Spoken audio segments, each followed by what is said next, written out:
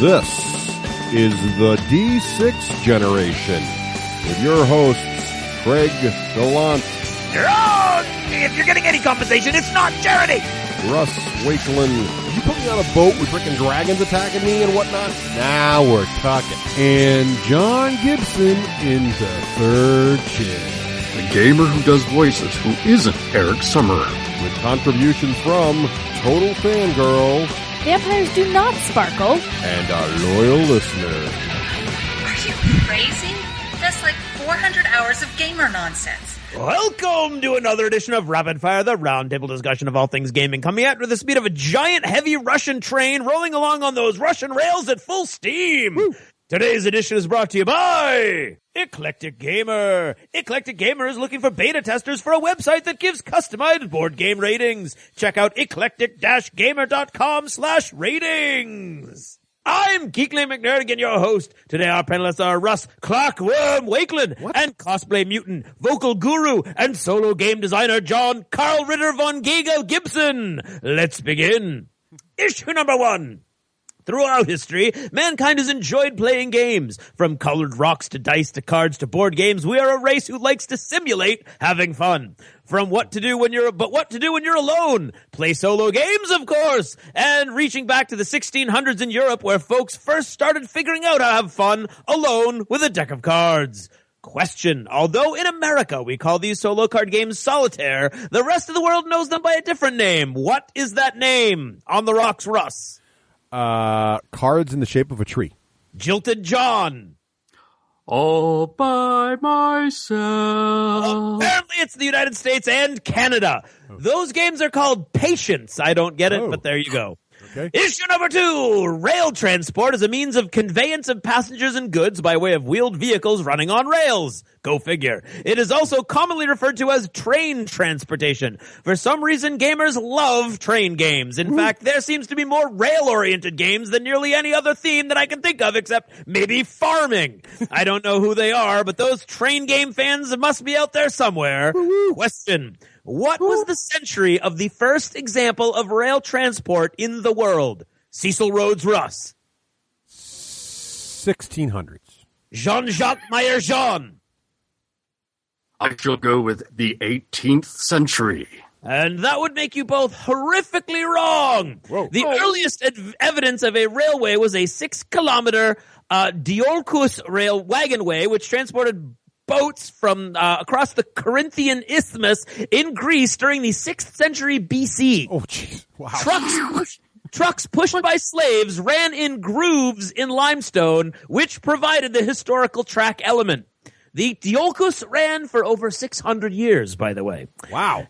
Issue number 3. Wolverine is a fictional character, a superhero that appears in comic books published by Marvel Comics. Wolverine is a mutant who possesses animal keen senses, enhanced physical capabilities, and a healing factor that allows him to recover from virtually any wound, disease, or toxin at an accelerated rate. Question. Although all casual fans know him as Logan, what was the name he was originally born with that any true rabid fanboy should know? Rancor Russ. Bub. Joe John. James. James what? James Logan. Partial credit. Partial credit to the man with underneath the cowboy hat. James Howlett would be the name that Logan was born with. Issue number 4. Through the first half of the 19th century, Russia failed to keep up with the rest of the industrialized world as the conservative landowners of their aristocracy kept most of the profits from exported grain and other goods for themselves, rather than updating the country's infrastructure or financing an industrial economy almost from scratch. Question. Their defeat in what war, taking place from 1853 to 1856, underscored the urgent need for Russian industrialization? Sergei Razumov Russ. I got nothing on that one. Andrei Julilev John. The Great Potato War. What is it with you and potatoes? The Crimean War. I figured, the more things change, the more they stay the same. You know your Russian history. Great. That's awesome. That's it for now. Thanks for listening and good night. Crimean a river. I was thinking the same thing. This episode of the D6 Generation is brought to you by Lone Wolf Development. Take your game to the next level. And the War Store, bringing the war to your door since 1999, and that is for a decade or more. And by Conquistador Games, focusing on immersive and thematic games. More details at cqgames.com. And by Winged Hussar Publishing, providing books for students of history and history students. wingedhussarpublishing.com. And by Game Salute, publishing awesome tabletop games through the Powered by Game Salute program, supporting independent publishers, stores, and the industry at gamesalute.com. Hello! Hello. Hello. Hey, and welcome to episode 144 This is gross. of the D6 Generation. I'm Russ Wakeland. I'm Craig Gallant. And I'm John Gibson. Hey, Cowboy Guy. that Cowboy Guy is on the show. This is very exciting. John, welcome to the show. Well, thank you very much. Thank you for having me. It's really weird to be able to talk with you and have you talk back. Normally when he talks to us, we can't hear him. No, it's excellent. Well, John, thank you so much. You know, what happened was John was kind enough to reach out and say, hey, I'm that guy who is not Eric Summer, literally title of the email, who does voices. Right. And, you know, would you ever like Eric, please don't send me any hate mail, okay? And so he was like, hey, you want me to do some bumpers or something for you guys? And we're like, sure, we'd love that. So we've been working with John on this, and we found out what a likable and gamerific guy John is. We figured, why not have him on the show to talk about games? You know, why not? So we did. So thank you for coming on, John. Really appreciate it. Oh, thank you for having me. And not only that, but you also have designed your own game, and you are a since you designed your own solo game, we have decided to dub you an expert. Yes, right. On the solo game, and again, the hate mail will flow. But anyways, continue. So And who is more suited to say who's an expert than us? exactly right. Well, Seriously. So yeah. yes, My cowboy hat off to you. Yes. Nah, So since you are an expert on solo games, we think we'd talk to you about solo games and ask you a little bit about your own solo game as well. So that's up later. But then later in the show, we're going to review Russian Railroad. choo-choo. Or is it railroads? I think it might be plural. I'm a little fuzzy on the S. But That's right. It's multiple railroads. right. Yeah. Because one Russian railroad would not make a great board game. No, nor would it cover No. the whole country. So No. right. So it's a game. It's actually a very getting very highly rated. Very people seem to really like it, and I got a chance to play it, and I really enjoyed it. So we'll talk about it later. About building railroads in Russia and worker placement game. Great fun. But before we get to all that, we have some business to take care of, Craig. Up first, our contest here. Yes, the contest. We are now in the second episode of the Malifaux Prize Pack contest. Mm-hmm. Now, Craig, do you remember what the contest is? What you got to do to enter this contest? I do. Okay. I do. It's easy. Haiku. Yes. Can you haiku? Gesundheit. A Malifaux haiku. We would like a Malifaux themed haiku. A Malifaux themed haiku. And First, second, and third place prizes. it's going to win stuff. In fact, I have more stuff to give away. I was looking Did through they sent more stuff? Well, they sent it before, but I just forgot I had it. So I went through all the stuff. There you go. Not only do we have Sneaky. the 3 awesome plastic box sets. Yes. One is the University of Transmortis, which is all kinds of cool, undeadly looking things. And then we have the Guild's Judgment, which is basically Lady J and a bunch of death marshals. And then we have the Mother of Monsters. All of these are great box sets, chock full of fantastic plastics. But also now, I've got 3 of the faction decks cards. Also, Ooh. I've got the Resurrectionist faction deck, Wave 1. I've got the 10 Thunderers faction deck, Wave 1. And I've got the Gremlins Wave 1 faction deck. So tell you what, the winner, first, second, and third, each going to get to pick 1 deck and 1 box to get for free. How's that? Oh, there you go. So all you got to do is send your haikus to contest@the d6generation.com and get those in by, let's see, Craig, what do you think? How about the middle of next month? So that would be, March now? April. That would be mid-April. Mid-April is your last chance. The April Ides of April? 15th. The Ides of April. The Ides The of April. Ides of April. The Ides- April 15th and a half. Yes. And we will then take that information and get it all in there, and then we'll read your haikus on the air, have a lot of fun with it, and we will award great Malifaux prizes. How's that sound? Sounds good to me. All right, excellent. Yeah. Good. Also, we since we had John on the show here, we figured, would you like to talk about something on the Lost Chapters with us? And he, we caught him in the donut shop, basically. That's right. Actually, it was a very strange melding virtual reality donut shop. It was. Now, John, we discovered also that you are a cosplayer. That's right. And so we thought it'd be great. We've actually never we never really talked about cosplay a lot on the show. So we thought it'd be great, since we have someone who's really into it and has built his own costume and gone to conventions. We'd talk to you about the process, what it costs, what you go through, what it was like the first time, and all that fun stuff. So yeah, tune into Book 73 of the Lost Chapters via Patreon, right, Craig? Via Patreon, indeed. Exactly. So the best way to do that is to go to our website, click on the Patreon logo on the right-hand side, and learn all about that great stuff there. That's right. Now, one more thing before we get to Patreon goodness. Yes, all the Patreon goodness. You can get, actually, we should mention, too, that our first Google Hangout, well, by the time you hear this, will be over.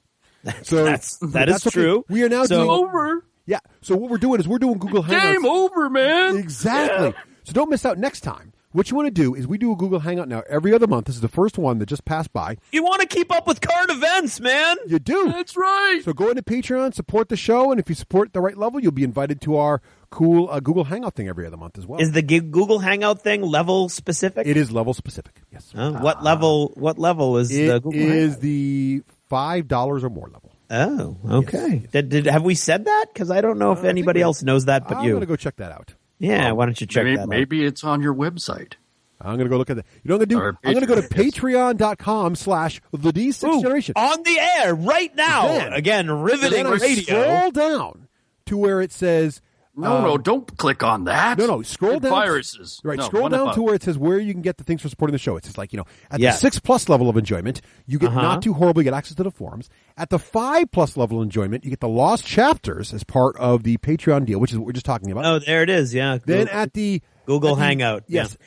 Google, which means if it's written on this page, it's been there since day one, and I just didn't know it. It has been. Google Hangouts. So there you have it.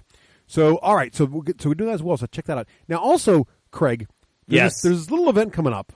Yes, this little tiny event. Little event. It's called Russ Flies to Chicago and Eats Deep Dish Pizza. Adepticon! Or that. Yes, indeed. Now, Craig, we are running two different... we are. Yes, what are we running? Something big has just happened. Yes. And Russ and I, of course, we were going to be running our big Sunday board game night Funapalooza. Yes. Which has been getting bigger and bigger every year. We want to say a special thanks to all of the companies that have been supporting us. And again, this year stepped up big time. You've got Kurt Covert and Smirk and Dagger have come through again. You've got Game Salutes coming through huge. You got Stronghold Games. CQ Games.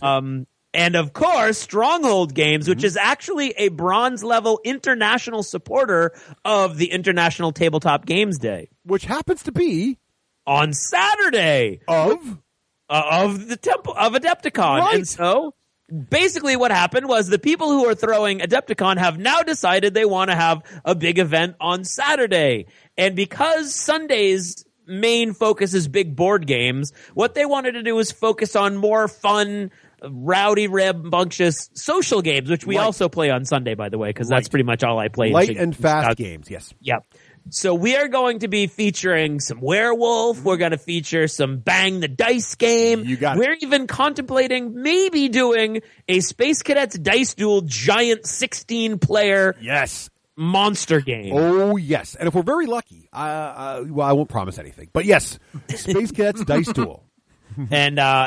Now, and my understanding, you might want to email us if this is a deal breaker, but my understanding to those listeners in Chicago is that Saturday night event, you do not have to be a paying participant of Adepticon to get into that event. That event is going to be open to anybody who wants to go to Lombard, Chicago, Illinois. Yes, Lombard, Illinois.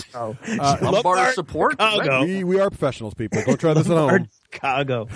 I see. At least I stopped and thought, "Oh, it's not Chicago." And you're like, you're jumping over me. I am there. like a Russian train. Okay? There you go. I can't be stopped once I'm on the rails. But anyway, so email us if that's a deal breaker. If you're like you weren't going to go, but you might go if it's a free thing that you can come and play games with us. I am 99% sure. I have an email I have an email already into the council to make sure. Nice. So I'll know for sure when you email me. But I am 90% sure right now that they've decided that because this is a huge international event, they want anybody who can who's available to come to the hotel and play this, and we can get you all that information too. It'd be awesome to see you guys. It'd be great. Yes. Very, very cool. So that is Adepticon. So don't miss out. That is the first weekend in April. So it's not far away. By the time this show goes live, it'll be like that week. So just keep an eye on that. It's very close. So Craig, what's the time now for? Oh, now it's time for Achievements in Gaming! My apology to that guy on the bike that just went off the road. That was bad. Okay, that's great. So it is time for Achievements in Gaming, and Achievements in Gaming is brought to you by Huzzah! Historical Wargaming Convention for New England, May 16th through May 18th, 2014, South Portland, Maine. Check it out! Guests first, John. So, John, what kind of geeky board games and card games and other wackiness have you been playing lately? Okay, well, first, I've been playing Love Letter with my coworkers. Oh, really? Yeah. First of all, it was kind of awkward to get them started in the first place. Hey, guys, I got this game. It's called Love Letter. Do you want to play? I've never seen IT people move so fast. In the opposite direction. Away no. So, you're trying to explain. And then when you even explain it, well, what it is, you're trying to deliver a letter to the princess. Okay, this is not going. I go, it's a drinking game. Okay, maybe, Is there beer? Will there be beer? Yeah. Well, I didn't have beer, but I said, if you could do beer, I mean, it'd be great. So we've been playing that, and actually they played it without me yesterday. Because I was doing something else. Yeah, so there was 4 of them. They got together and they played Love Letter. So achievement for teaching a game to somebody. That's good. Yes. Well, and by this, can I assume that you enjoy that game, John? Yes, I do. I do enjoy Love Letter because I love courting princesses. Yes. Now, can you give us princess singular? I guess. Can you give us sort of the basic mechanics of the game? So what it is what they call a micro game or mini game. There's only 16 cards, and I think had about a dozen wooden cubes, really small cubes. Mm-hmm. And all you're doing is that the rules of the game are you start off the game with 1 card, and then on your turn you pick up a card, and then you have to play one of those cards. And you have to do what the card says that you played. And so you have cards with denominations from 1 through 8, 8 being the most powerful.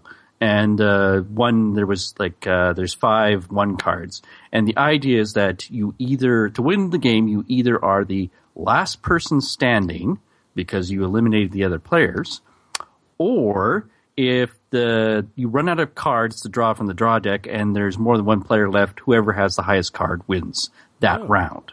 And the game can play from, 5 or 6, 7 rounds. In a 4-player game, you just have to have 4 tokens of affection in order to win. Nice. Yeah, okay. I got to say, your mileage may vary, but when I played this game, I was as disappointed as I was in Are You the Traitor? Really? Wow. All right. Yes.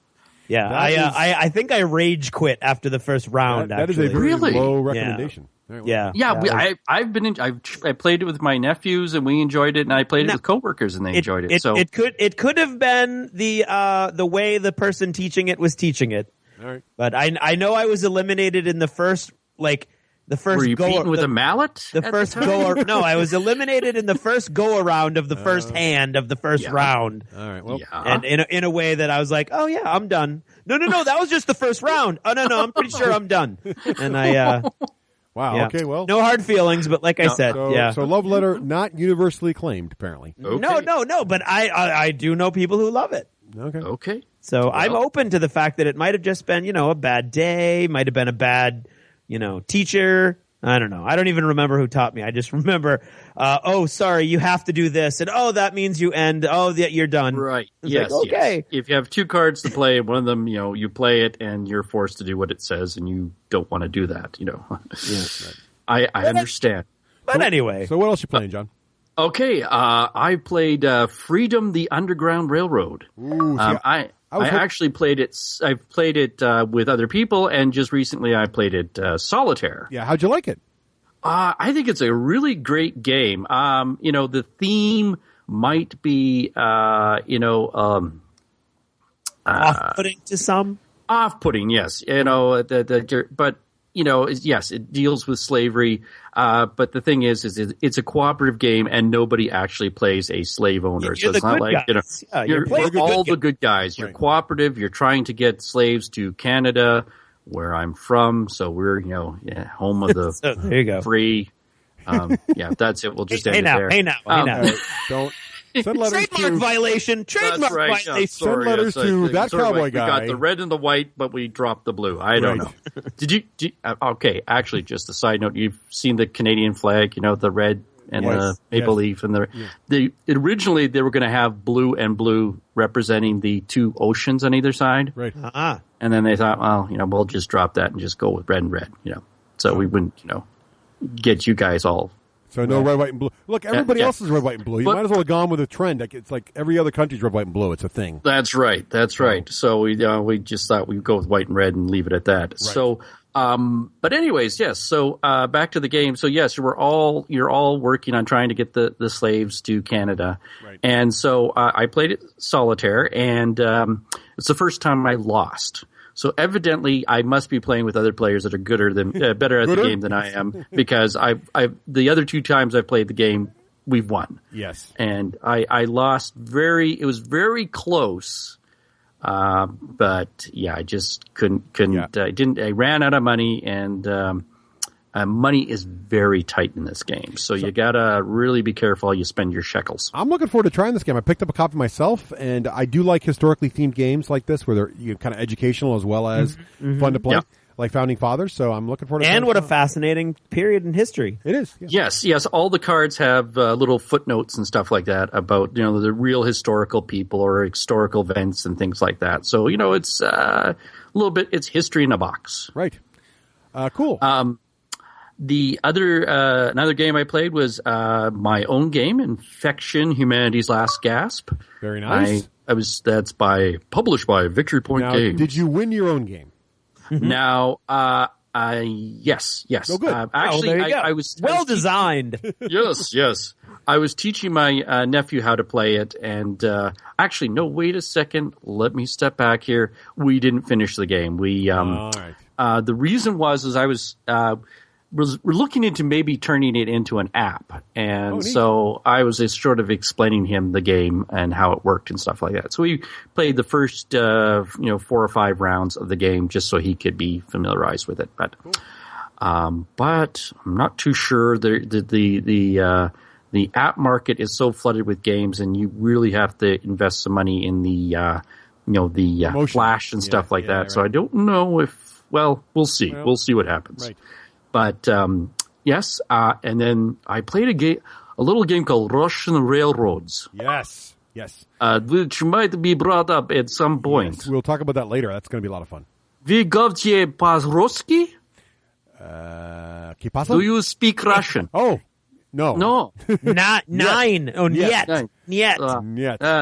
Strazkutsky, Skola Lip, Zokola Zim. Someone's been. This is impressive. Hello, long time no see. Somebody learned Russian to be on our show. Someone got the Rosetta Stone software. And you said that was mandatory, didn't I did. Yeah, I may have sent an email. Russ. It's a hazing thing. Come on. Oh, jeez. Never even got to eat for 2 days. But anyways. Okay.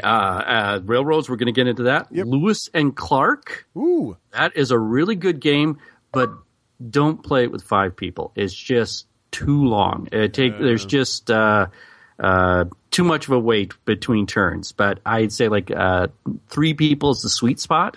Yeah. Are you familiar with the game? Either of you guys played it? Only a little. A couple players played. Now is this co-op also? I can't remember. No. It's every man or team of men for themselves. Okay. So you're trying to. So girls can't play. So girls can't play. I am not even talking to you about that. You just set yourself up. It's a real good game. Like I said, 3 is a sweet spot, and it also has historical characters and stuff like that. Very good. Glass Road, in Rosenberg. That's a We deny that game exists. By the way. Oh, that's right. I know. Our official position is that game does not exist. I wasn't the only one screaming at my iPhone. Yes. No, that is the game. It's like, let me ask you this: I can hit pause and it's like, come on, guys. Does it capture the theme of Renaissance building stuff? Yes. Okay. Yes. Well, then Rafe was right. Yes. I deny that it exists. Okay. Fair enough. Okay. There's no farming in it, though. It is dead to you. Yes. Is there any farming in it? Well, let's see. There's like clay. There's forestry. I think. Yeah. Yes, I think there's a field. Okay, fair enough. But I mean, that's like amongst many other things. So nice. Okay, fair enough. Rampage. Yes. What a nice. Discuss that. We love Rampage. Rampage is a great game. Yeah, I had the guy with the braces. Oh yes, so right. it couldn't lose a certain number of teeth. So right. Nice. And it was one of those games where it's like I was winning, I was ahead, and then somebody at the played their special card, which stole some of my meeples, and they stole some of the meeples I was collecting, and I lost the game. So but it's lots of fun. Just fun? dropping your stuff and all causing that mayhem and watching meeples fly across tables. Good times. Oh yeah, good times. Yeah. Good times indeed. All right. Robinson Crusoe. Ooh, another good Adventure on the Cursed Island. I've not played this, but we have a very, very dedicated crew of Robinson Crusoe players. Yeah, they love it. About every other week they try their luck at this game. Have you beaten the game yet? No. Yeah, it's very hard. My understanding is it's very, very hard. It's very hard. Yep. The couple of times I played it, somebody got bitten by a spider and we couldn't cure them, and the cook died, and that all it takes is one person to expire and you've lost the game, which really in real life doesn't make sense to me. Right. Well, it's to avoid player elimination, right? You want to be able to play together, so Yeah. Well, you're right. In real life, one person dies, you just eat them, and the whole rest of the party. That's what I was thinking. Everybody should get a +1 to morale at that point. Exactly right. Ooh, dinner for a week, right? And then finally, Escape: Curse of the Temple, which is a real-time cooperative dice rolling game where you're collecting gems and trying to escape a temple before it collapses about your ears and stuff like that. How'd you like that one? And it's got a soundtrack and all that stuff. Oh, that's right. Yeah, it's one of the music. Do you like the soundtrack? It's hard to hear. I had it on my iPhone, and it was difficult to tell at certain points what was happening. We boosted it with speakers, but even then, it's just. I think they could have made it just a little bit more clear with game start and the gongs and stuff like that. I think they were just a tad too subtle, but yeah. All right.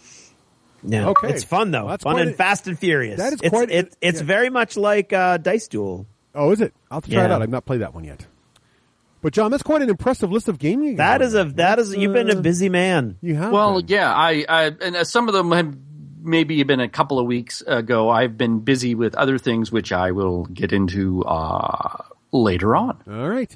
Okay. But I have a regular gaming group that I join, and I have a fellow that Darren, who owns 1,000 board games. Nice. So plus, and that's so what you need. You need one of those guys, and then you're golden.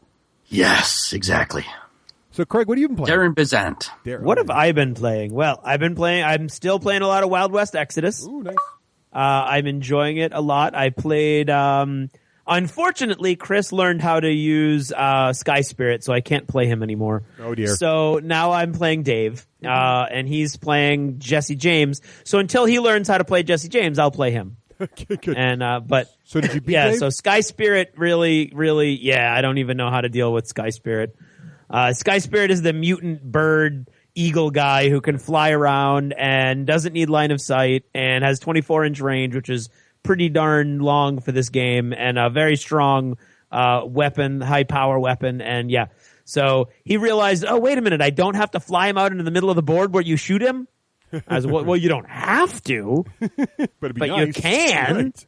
And instead, he was like, oh, I'll fly him over here behind this building and just like, bam, dead guy, bam, dead guy, bam. I was like, oh, okay, well, there you go. And then this week I played against Dave's Outlaws, and that was a blast. It's just so much fun because the game is so dynamic with all the move options and that sort of role-playing element that gives you a wider variety of things that you can do. So it was a lot of fun. And I picked up Crossmaster. Oh, see, I've been raving about that game forever. Now yes, you like you it. Have. Nice. I picked it up 2 weeks ago. Yep. And I played all the tutorials with Chris. Yep. Had a blast. And I won them all. Yep. And then I played all the tutorials with Dave over the weekend. Yep. And lost them all. Oh dear! Well, using the exact same model. So after the first set, I was like, "Wow, maybe these are like totally imbalanced." And then I got crushed. I was like, "Oh no." Right. And then yesterday, I played a 4-way mega battle with Matt and Dave from the Nerd Herders podcast and my friend Pete. How'd that go? And that was a blast. I got crushed. I got eliminated first. But it was a lot of fun. It was only like an hour for a 4-player game, so it's still a quick game even with 4 players. What was your Crossmaster's investment so far? Have you just got the core game, or did you buy a lot of other little games? I bought I'm not even going to talk about. I talked about it in Did You Ever Notice last episode. I have a disease, and I went on eBay and I was picking up piecemeal all the Kickstarter cool stuff and. It's just ridiculous. Have you upgraded? Here's how you know you've crossed the line. Have you upgraded your tofus from tokens to 3D tofus? I want to, but I'm not. Too. I refuse to pay $120. I know. My youngest daughter really wants the tofus, and I'm like, oh. Yeah. But the only way we can get the tofus is to like really spend money because you can't buy them separately. You got to buy the whole like upgrade kit. Well, no, you have to. That's not even available anymore. Oh, you have to get them on eBay. Oh, geez. Yeah. And they're at $120 just for those tokens. Oh, man, I should have bought. And then it's like $150 just for the terrain. Wow, yeah, it's getting crazy. So yeah, so no, I haven't gone that crazy, but I will talk about it in modeling. And so yeah, so it was a blast. So as of yesterday, I had only got the base set and then a couple ridiculous eBay things. Right. And then yesterday I picked up a couple of the expansions, so I have a few more options for models. Okay, cool. So that was fun, and we finished off the game last night with a game of Rampage, which was awesome. I collected 5 sets of meeples. Wow, that might be I have score. Never come close to that before. That is a serious score. Yeah, I had an awesome special secret card, which I've never seen before, which is the Ultra Bright Smile card, which allows you to once per game eat your meeples off of the runaway meeple track. Nice. And you get to pick any meeples that have run away. Yeah. And I had the pacifist character card, so I got 10 points for eating more green meeples than anybody else. So I was able to spring that card on the runaway track when it was loaded with exactly what I needed to finish 3 sets and a bunch of green guys. Nice. So that was awesome. So that game is still awesome. And again, that was, we played 3-player because Pete bailed on the last part of the game of the night. But it was like 45 minutes. I love those fast and frenzied games. They're good fun. Good fun. Yeah. And don't be too frenzied, or you'll never find all the meeples. Right, it's very embarrassing. What'd you play, Russ? Well, I also played, as John mentioned, Russian Railroads, which will be handy for the review tonight, and I really enjoyed that game. More about that later. Also, Cyril of the Seas. Have you guys played Cyril before, the original, or of the Seas? A long time ago. Now, is this the one with the track and you move things along it? Yes. So in Cyril, in the new one, you have a little plastic boats, and the artwork. The thing about Cyril is that the artwork is off the charts awesome. Yeah, it's beautiful. Just a beautiful game. And Cyril of the Seas came out a little while ago. I think they kickstarted it, actually, and all kinds of beautiful artwork for this. What they add to this game, so it's basically, if you didn't play with the sea monsters, which we were calling kaiju, it's basically the same as the original Cyril, except you're using little boats instead of little ponds. And you do the same thing. You put the tiles down, and then when you place a tile, it's going to move your boat a certain distance, and it's kind of like Tron light cycles. You're just trying to be the last guy alive, right? And so you bash you die when you go off the edge of the board, or in this version you die if also you run into a giant monster. So the monsters cards are the same size as the tiles. And in the Seas board, there are numbers there's coordinate numbers along the X and Y axis there. So when you roll two different colored dice, a yellow die for one axis and a blue die for the other, it tells you where the kaiju, they're basically dragons, different or sort of oriental themed dragons, show up on the board. And then when they're on the board, you roll a d6 to see if they move, and they have different arrows on them to move them around. So it adds a very big variable to the game. You're trying to steer in directions to avoid getting near the dragons, but you might run into your opponents. So it just adds a little bit of frenetic fun to the game. I like it. It's fast. It's super simple to teach. And it's just a beautiful game to look at. It's a great kind of casual, relaxing just game to play.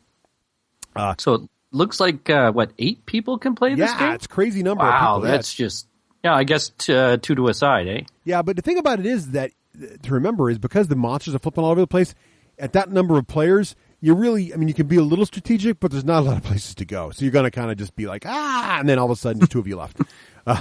So that's what happened to us last night. We played with 6. It was kind of like that. It's like, oh, God, I didn't know, we all just died. But it was kind of fun to watch. But what we did, which made it really nasty, was even when you were eliminated, so what you do is each round you roll 2d6 when it's your turn. And if you get a 6, 7, or 8, then you place you get to activate the kaijus, which means you then roll for each kaiju marker, and when you roll for each kaiju marker, there's arrows on it to show which way it moves, but there's no 6. People are going to get confused with you and your kaiju. Kaiju dragons, I know. Kaiju. So here's the thing. Onjie-san. When you're eliminated, we were playing with the house rule that the eliminated players still stay at the table and get to roll for the dragons. So they were having the fun of hoping to have the dragons kill you. And that was nasty because there's 2 of you left, so it was like the last 2 guys were me and one of our listeners came up to visit, and he was sitting next to me, and it was me and then him, and then it was all 5 players just out of the game, just rolling dice. So it'd be like, oh, here we go, we got the dragon section. They would just all cheer and try to kill us off. It was kind of hilarious. So it was a very fun, casual little game. It was good times. Let's see. Not a casual, but also very fun game. I played War Machine twice. I played with our friend, local gamer Chuck. I played my Convergence versus his Trolls, and it was an awesome, awesome game. He played, it was 25 points. All he had was 4 models. He had Doom Shaper, and 3 heavy trolls. That's all he had. Oh, wow. And I had my little 25-point list of a bunch of angels, Clockwork Angels, and some other supporting stuff. So we're going for flags, big epic battle. Basically, I make my assassination run on Doom Shaper, right? So I go in. Aurora goes in with all of her focus, fully stacked up. She can hit him like 8 times. Doom Shaper's got 2 wounds left and 1 transfer. Okay? So she hits him once. She whacks him. He transfers it away. Now, here's what I didn't know. Every time he takes damage, his big, heavy war beast there, I forget his name, will react and move 6 inches and attempt to attack whoever just attacked the Warcaster. So the big guy walks up, swings at Aurora, misses. Whew. Okay. Aurora swings again, hits Doomy to kill him. Okay? She's still sitting on 5 focus, right? She hits Doomy. She kills Doom Shaper. Okay? He's dead. But he gets his toughness roll, and he makes his toughness roll. Okay, fine. That means now this big war beast gets to swing at me again because I just hit the Wardcaster again. Now, no worries. He just due to the math, he can't possibly kill me here. Not a problem. He'll wound me. I'll swing again. He probably won't make his toughness roll, and I'll be in this. I'm sitting on 5 focus. I've got this all day. The big guy swings. He hits me and rolls a critical, which is critical smite, which slams Aurora away from Doom Shaper and knocks her down. And when you're knocked down, you can't cast spells, you can't use your feet, and you can't do anything. And so I was knocked down with still plenty of focus. I was like, no! So she goes bashing through the trees, and then I was pretty much dead. It was hilarious. So it was a really epic ending. It was an awesome battle.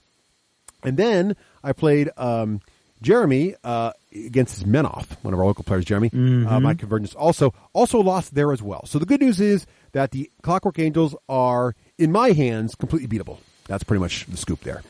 So good times. Then I played against my daughter in Hordes. I played my Trolls versus her Circle of Ouroboros. And she has really mastered her Dimension Door, Spirit Door, I should say. And I keep dying to her constantly. So she's like, Daddy, do you think it's time we should change Warcasters maybe? I'm like, ouch. I'm like, well, she goes, aren't you really good with your Signar? Maybe we should play them next week. I'm like, wow. All right, Rose, we'll do that. So I'm like, okay. Gotta take it easy on Daddy. I think I got to take the gloves off now because they're starting oh, yeah, like you've got gloves smack, on. I know, right? I'm not. That's the scary part. Yeah, that's the scary part. You're just trying to make yourself look big to the listenership. Yes, that's right. I'm really going easy on my daughter. No, she's kicking my butt. Not going to lie. Also played some Rivet Wars. Really enjoying that game. Still. Really? With whom? The Flores family was over at our house visiting the other day, and very Christian was nice. hanging out, and the kids were playing. So I'm like, Chris, want to play Rivet Wars? And had a great time with it. He really enjoyed it. The whole time he's doing the classic. See, I should have backed this game. I didn't. I really should have. So many good parts in that game, and it's fun to play. It's nice and deep. It's simple, but there's enough depth there to really have fun. And finally, I played the epic saga of a game, Uno Stack. Have you played this game, Craig? I think you might like it. No, I have not. Well, if you like, I know you like Uno, right? You played Uno before. Yeah, I mean, okay. yeah, Well, it's Uno. So We're talking about the card game? yes, the classic card game, Uno. Okay. Right. Just So checking. Okay, take that, continue. Throw away the cards and turn the cards into Jenga. Okay? So it's a Jenga stack. So you're playing Jenga, right? But when you remove, but the Jenga bits are all different colors, and they have on the ends of each Jenga piece are the different numbers and icons from the Uno game. So if I pull a red 3 out of the Jenga stack, now Craig to my left must pull either a red or a 3. You see how this works? So it's adding a little depth. But here's the thing. There's also the little reverse play icon like an Uno. So if I pull that one, it reverses the order of play. If I pull the wild card one, it means that I can declare a color, and the next player's got to do that. And if I do things like use 2 hands and I'm only supposed to use 1, the other player can yell, Uno! And I have to pull 2 instead of 1. Things like that. So it kind of adds a little more depth to Jenga, which my daughters liked it, so we had a good time. 3 of us played it for 3. We played it 3 times back to back. They had so much fun with it. So silly fun. There you have it. Those are the games we're all playing. Those are a lot of games. Yeah. So now it's time for modeling. Craig, what have you been? Well, actually, John, what have you been building? You do any modeling? Are you a modeler at all? Miniature war game or anything? Like that? Does nude modeling count? No. Wow. No. I've done jack and squat. Okay. So no, I've never done miniature war gaming. The only thing I've done close to that would be like HeroScape. Okay. But no modeling there. Now no modeling there. No. Okay. So that's moving little miniature pieces around. I mean, I get it. Back in the day when I was doing RPGs, Dungeons and Dragons, Did you dabble? Did you paint some models? I painted miniatures, but that was like 20 years ago. So okay, well, I'm an older man. that's all right. Well, So, Craig, what have you been doing any modeling this time? Well, it's funny you should ask that, Russ. Right. For Adepticon, we discussed that we were going to be bringing Wild West Exodus. Yes. And I realized that I had not colored my RJ1027 energy sources for my models. So I went back. Yeah, so I went back and I put in all the red for all the energy sources. And while I was doing that, I thought, well, they're supposed to be police. And I got the cool blue marble dice that are supposed to be Union, but I don't really want the Union, but this but I need some blue, so I blued up their metallic armor and they look really cool, I think. So I've really kind of knocked up my my lawmen, my Wild West Exodus lawmen. I pushed them up a notch, which I'm very happy with. Cool. And speaking of Crossmaster, yes, and another Kickstarter that we did back, now Russ and I. We should talk about this for a minute, though, Craig. I gave you kind of a pass on Crossmaster because you kind of picked on the whole chibi thing, and Crossmasters is definitely a I chibi don't thing. see it as I don't know why. Okay. I don't know why. I think the ratios, the body ratios are just slightly more normal than the real hardcore chibi ones. All right. Like the dungeon, Super Dungeon Explorer. Super Dungeon Explorer. The eyes aren't like giant, enormous. The heads are bigger, but other than the heads are big, cartoon big heads. Yeah. But everything else seems to be a little more in keeping. I mean, they're very cartoony. Don't get me wrong. Yeah, I don't know why. I don't. All right, it's subjective, Russ. It's subjective. No, I get it. Okay, it's an art style. It's a thing. All right. But anyway, so you and I both backed Chaos Ball. We did, which is shipping this week. Theoretically, I can't wait. Achievement for that. Super excited. Yeah. And I got to thinking. I found on the Hearst Arts website forum. Ooh. I found this Crossmaster Arena custom board. Ooh. And I thought, wow, that's really cool, but I could never do the woodwork. It's a really nice trimmed box, basically. And the board is inset on the top of the box with tiles, so you can change it all up and you can customize it. And it starts to look very much like Hero Quest, actually. because you can make the elevations and you make water and all kinds of cool stuff. And I started to think, wow, I mean, if I could just find somebody to build that. So I had a student who graduated last year. Corey was his name. Yep. He's an awesome guy, and he's great at woodworking. Yeah. And so he's home on spring break, and I was like, hey, Corey, what are the chances you want to come to school and use the woodworking? And he loves coming to school and using all the we've got a great wood tech shop. Yeah. So he's actually building me that box. Nice. And I went online and I found a company that, because I'm not going to need this many tiles for anything else ever. So I didn't want to get the Herstarts molds and make the stuff myself. So I found this company called Castle Kits online, and I ordered a crap ton of tiles made out of Herstart stuff, a variety of textures that I'm going to be able to use. And so they're going to sit right inside that box and make my Crossmaster Arena boards 3-dimensional. Ooh, very cool. And because I was thinking ahead, I figured Chaos Ball would require just a slightly different size. So I created a double-sided top to the box. Ooh. So it flips over with a small frame in it, and it frames out so that I will be able to do a 3-dimensional cross field for Chaos Ball also. Very cool. And that I'm going to put Battle Foam inside it. Ooh. So it's really, yeah, it's going to be something. If I can pull it off. I don't know. That sounds insane. Nice. So that was my planning for the week, or for the last 2 weeks, actually. And with all of this, I didn't want to use the cardboard terrain for Crossmaster. Yep. If I can pull off the rest of this, it's going to look really cheap compared to everything else. So, I can't justify $120 for 20 little resin pieces. Yeah. So, this guy who did the one on the Herstarts website made his own terrain, made his own trees and boxes and bushes. And I thought, I could try that. So I went out and bought a bunch of clay. Yeah. And, in 5 minutes, I realized that I hate working with clay. So, and clay, how did Clay feel about this? Clay seemed like it was fine with it. It's all gross and slimy, stinks, gets all over everything, dries out your hands. It was really an unpleasant experience. And I bowled through it. I made my 8 trees and my 8 bushes. I think they're going to be ugly. I don't know. They're not drying as fast as advertised either, so I'm a little bit out of shape. I was supposed to be able to paint them tonight before we started recording, but when I went, they were still wet. So I don't know. So we'll see. Somewhere there will be pictures of this board eventually, but right now I've got a bundle of half-cut wood in my classroom and a bunch of half-dry clay. And that sounds like quite the a big shout out to Ian Martin, the owner-operator of Castle Kits, because I got the email saying, hey, I'm almost done with your stuff. I love the show. I was like, oh, that's nice. That was very nice. That's awesome. You're famous. Well, you're a celebrity. Micro celebrity, maybe. Do you have any stalkers yet? No, thankfully. Not from the podcast, but anyway.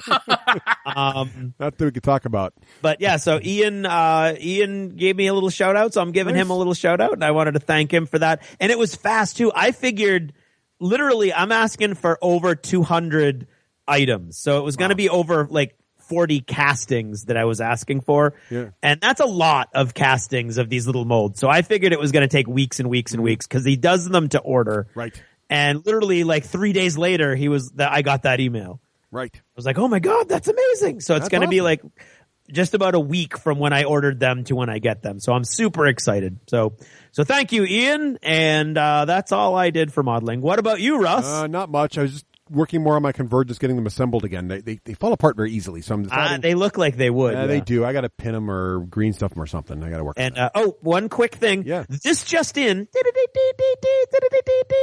I have just received confirmation from the Adepticon Council that the Saturday night event is indeed free to all people. Sweet. So come on by if you're in the Chicago area. They're talking about having over 18 tables. Nice.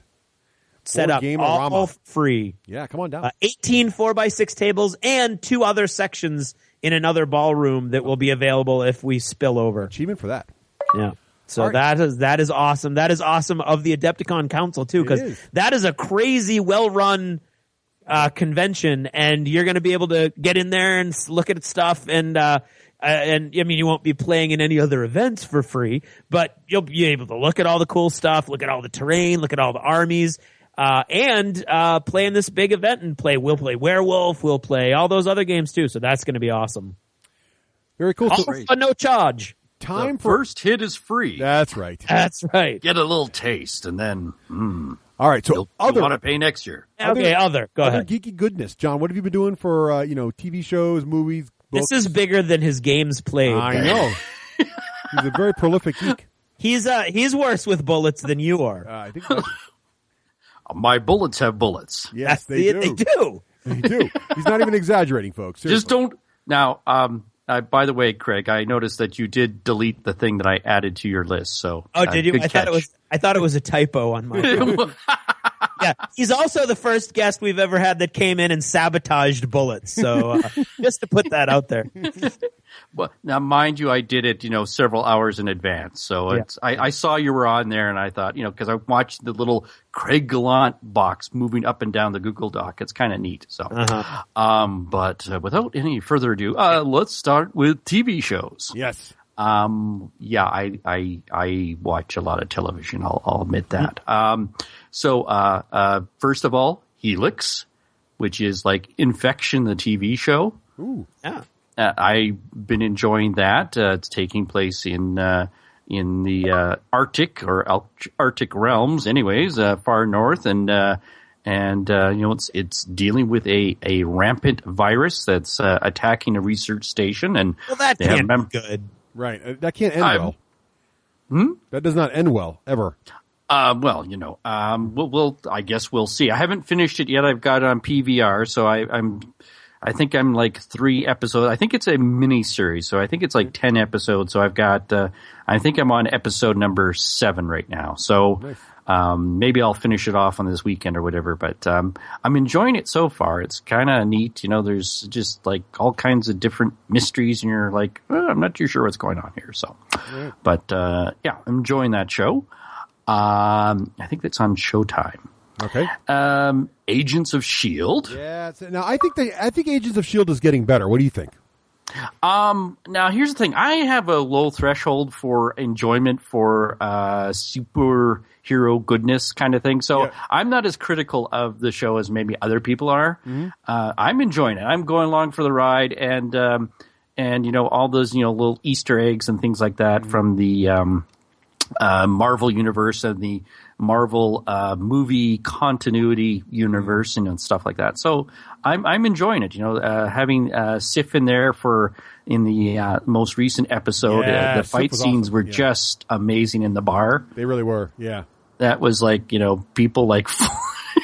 I'm sure you could see you could almost see the cable that's dragging a guy out of the the room 20 feet away. Like he's just like, there's no way you can be pulled out kicked out that fast. But cool stuff.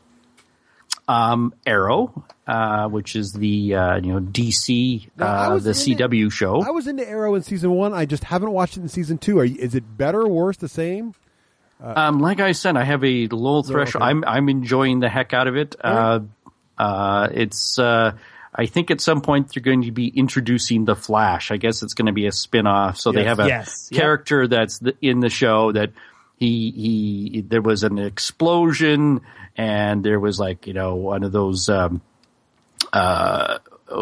do you call that donut shaped thing? It's a collider. Yeah. A mass collider. Yeah, that kind of thing. One of them went off, and so there was a whole bunch of stuff happening and chemicals. Right. And so he's in a coma. So at some point he's going to wake up and he'll be the Flash. Yeah. What you would find, Russ, is that season 2 is much more comic booky. Oh yeah, is that good? I thought so. I am not finding Agents of S.H.I.E.L.D. getting a lot better. Really? I'm finding I want to like it, and I like the individual characters. And I love Coulson, of course. Yeah. Coulson, yes. But I'm still not, I don't know. For some reason, it's not clicking in with me yet. It's gotten better, but it's still I just don't feel like it's really kind of like locking into the Marvel universe that the movies have already created. I don't know why, but Arrow I just love. So cool. I would say that Arrow is doing what it set out to do for sure, and you should definitely check out season 2. I gotta check it out then. Yeah, it's probably it's on Netflix. Do you guys either of you guys watch Netflix? I get Netflix, yeah.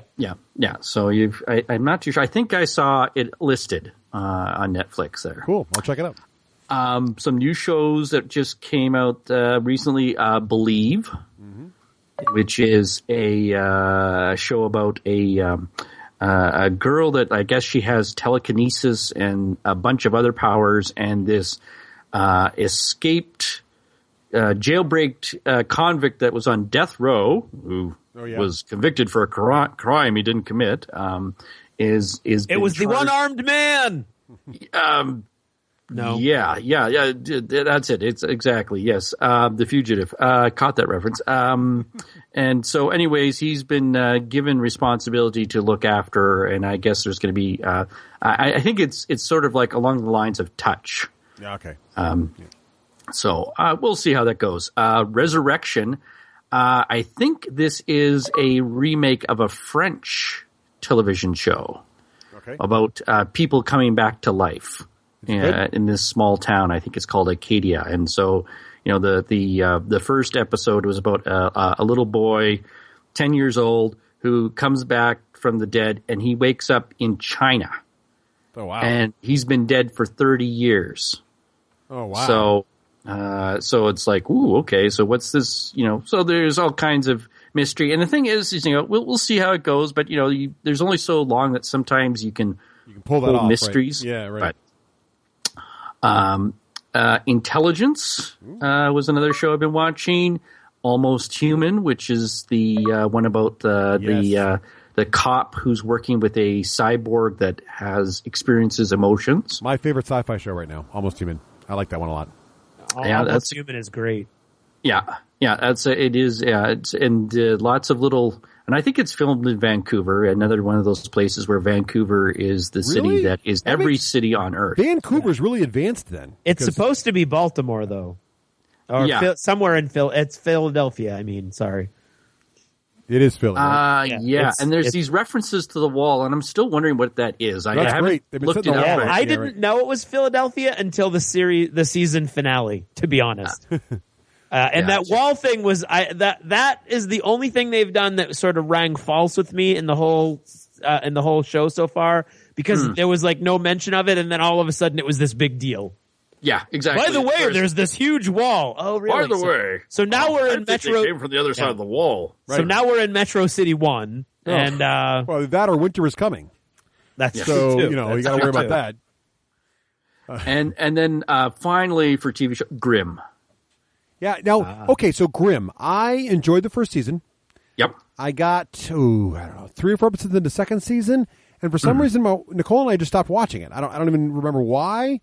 How are you liking Grimm? Is it still solid?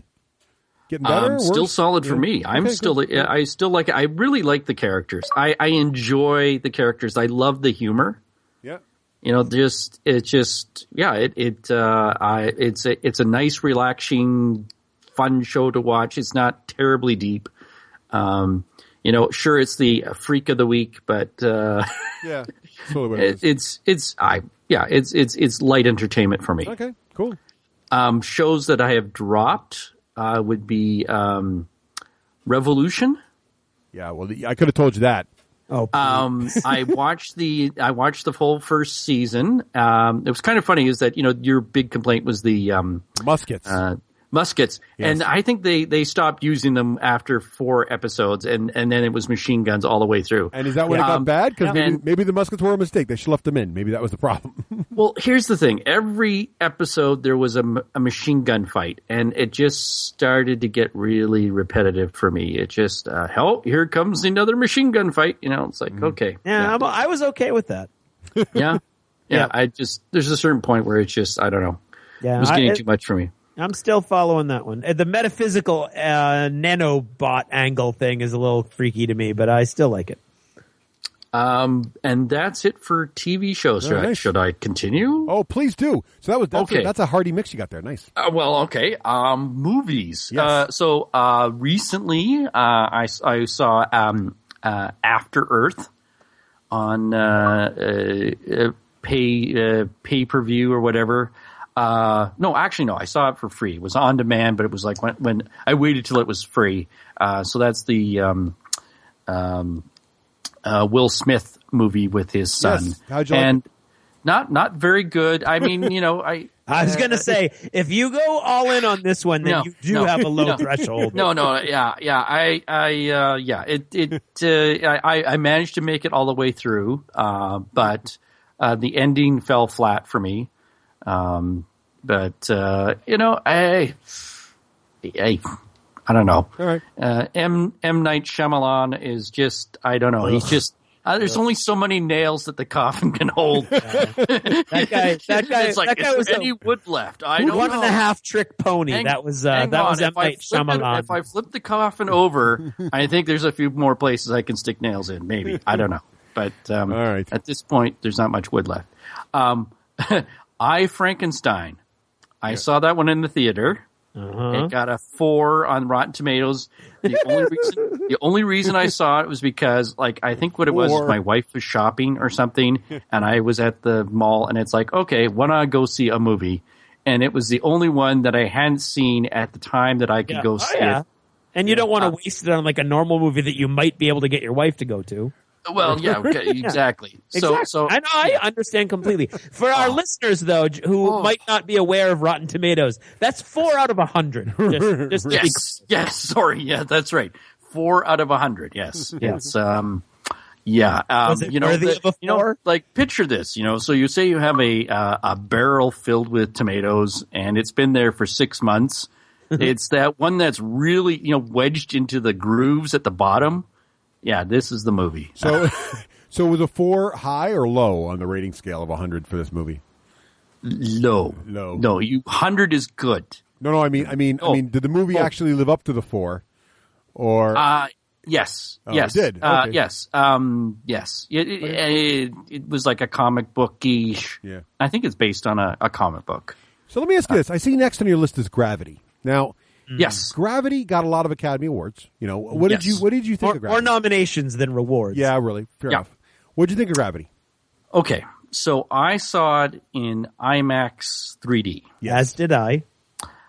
And I was blown completely away. I at the time that I was when the movie finally ended, and I'm sitting there I was stumbling out of the movie theater. I could barely walk. My sense of gravity was gone. I was thinking this has got to be in my top 10 movies. It was completely engrossing and enveloping. Yep. I was sucked in. Maybe now that I've had some distance from it, the storyline is not necessarily the strongest, and I know some of the science was weak and stuff like that, but. At the time that I saw it, I was completely enraptured by the movie. It was just, and the fact that Sandra Bullock could, essentially was carrying an entire movie by herself, for the most part. What do you guys think? I think this is a lot like Love Letter. Wow. You're just not on my side, are you, Craig? I'm just saying. What have I done to offend you? Absolutely nothing. Absolutely Maybe nothing. those pictures I sent were inappropriate, and I apologize. And then to have the gall to ask me about stalkers on the air. No, I would say visually it was absolutely stunning. I'm in Canada. It doesn't cover your training order thing that you sent. Yes, right. Canadian doesn't. Yeah, no, sorry. Yes. Yep. And online doesn't cover it. Okay, cool. Right. Anyways, continue. Anyway, so I thought visually it was stunning, although how you could have a movie about gravity called Gravity and then in the middle of the movie at the most important moment of the entire movie ignore gravity and how it works or lack thereof, that really bothered me and pulled me out of the movie completely. I thought I am a huge, cannot overestimate this, Sandra Bullock fan. I love Sandra Bullock. I'm a big George Clooney fan when he's acting. I love the qualification on that one. Thank you. That's awesome. But yeah, like it was, my wife and I went on a night when it was very difficult to arrange babysitting and coverage and all this other stuff. And it was so bad, we immediately decided we weren't going to go to dinner. We had to go see another movie to get that one out of our heads. Wow. That's how little we enjoyed it.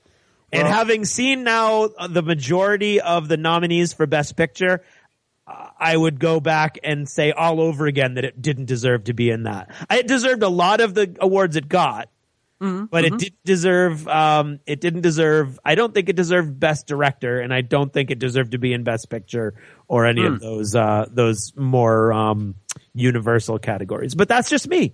Clearly, there were a lot of people that disagreed with me because it did get nominated and it did win Best Director. So there you go.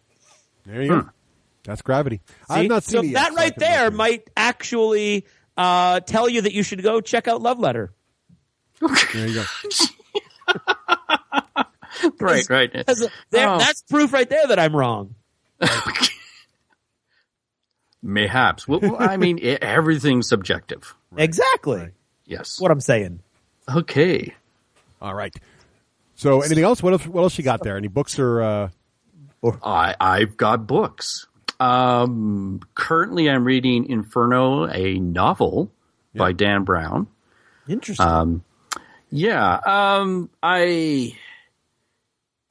I like it's like reading little history things. Like I've read three of his previous books, and I don't say that, I don't think he's necessarily a great writer. He might be a good writer, but I guess I enjoy the little, history bits and things like that. So that's the part that appeals to me. I'm having difficulty getting through it. I tend to read on the bus, and I find myself listening to, podcasts like the D6 Generation instead of reading the book. I don't know. So anyways, so I think I'm about a quarter of the way through, and we'll see.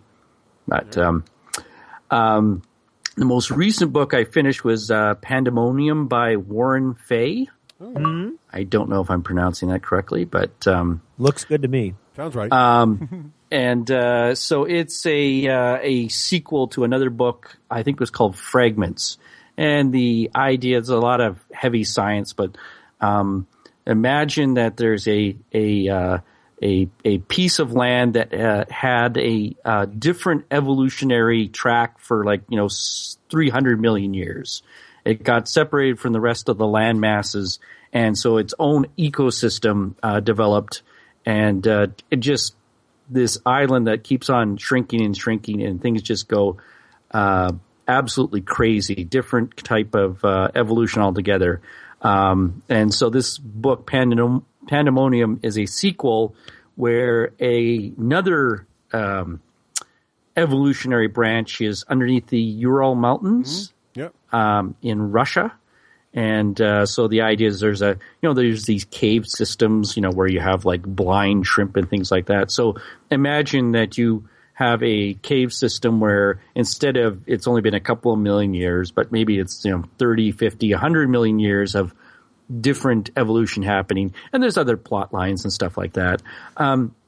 Again, not necessarily a great writer, but some of the science is interesting and things like that. So I give it a pass on that. All right. Mm-hmm. And then finally, The Swarm by Frank Schatzing. You're on your own on that one. He's a German writer. This book was like a bestseller in Germany for a couple of years. It's a really massive tome. I think it was over 800 pages. Might be like 865 or something like that. That sounds serious. And what it does is it's about the ocean is fighting back. And it starts off with like killer whales attacking people, and jellyfish and blind crabs that come out of the ocean and attack cities and things like that. And it's lots of science. And this one was really well written. And some of the characters are from Canada, so that was that's a bonus. Kind of interesting. And it's a it was a very good book, science fiction book, very cool. Out of the three I've read, I would definitely recommend that one. Oh, nice. I don't necessarily recommend the other two, but this one I would recommend. Nice. Okay, cool. Well, we're running a little long, so just give us a brief. What are you building lately for games?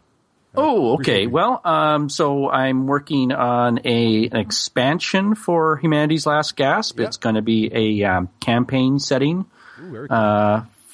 So it still continues the solo experience. Yeah. I'm also working on a real-time cooperative dice version of Infection. Very trending lately. Very trendy to have dice versions of games. It's a thing. Yeah. So you're going to be, instead of pulling chips, you're rolling dice to get and you're working with other people trying to get a cure for that virus and moving around the board. As members of the D6 generation, we approve of more dice in games. Good. And they're custom dice. Right. Custom dice. Custom dice are also good, yes.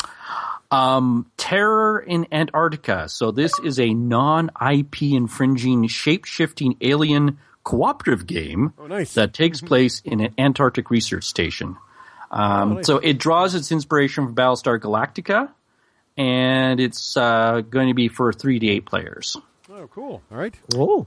And then finally, and I just got a box in the mail of Meeples, so I'm very excited. So I've got a game called The Fractured Lands, which is a worker placement city building game that involves 5 different fantasy races.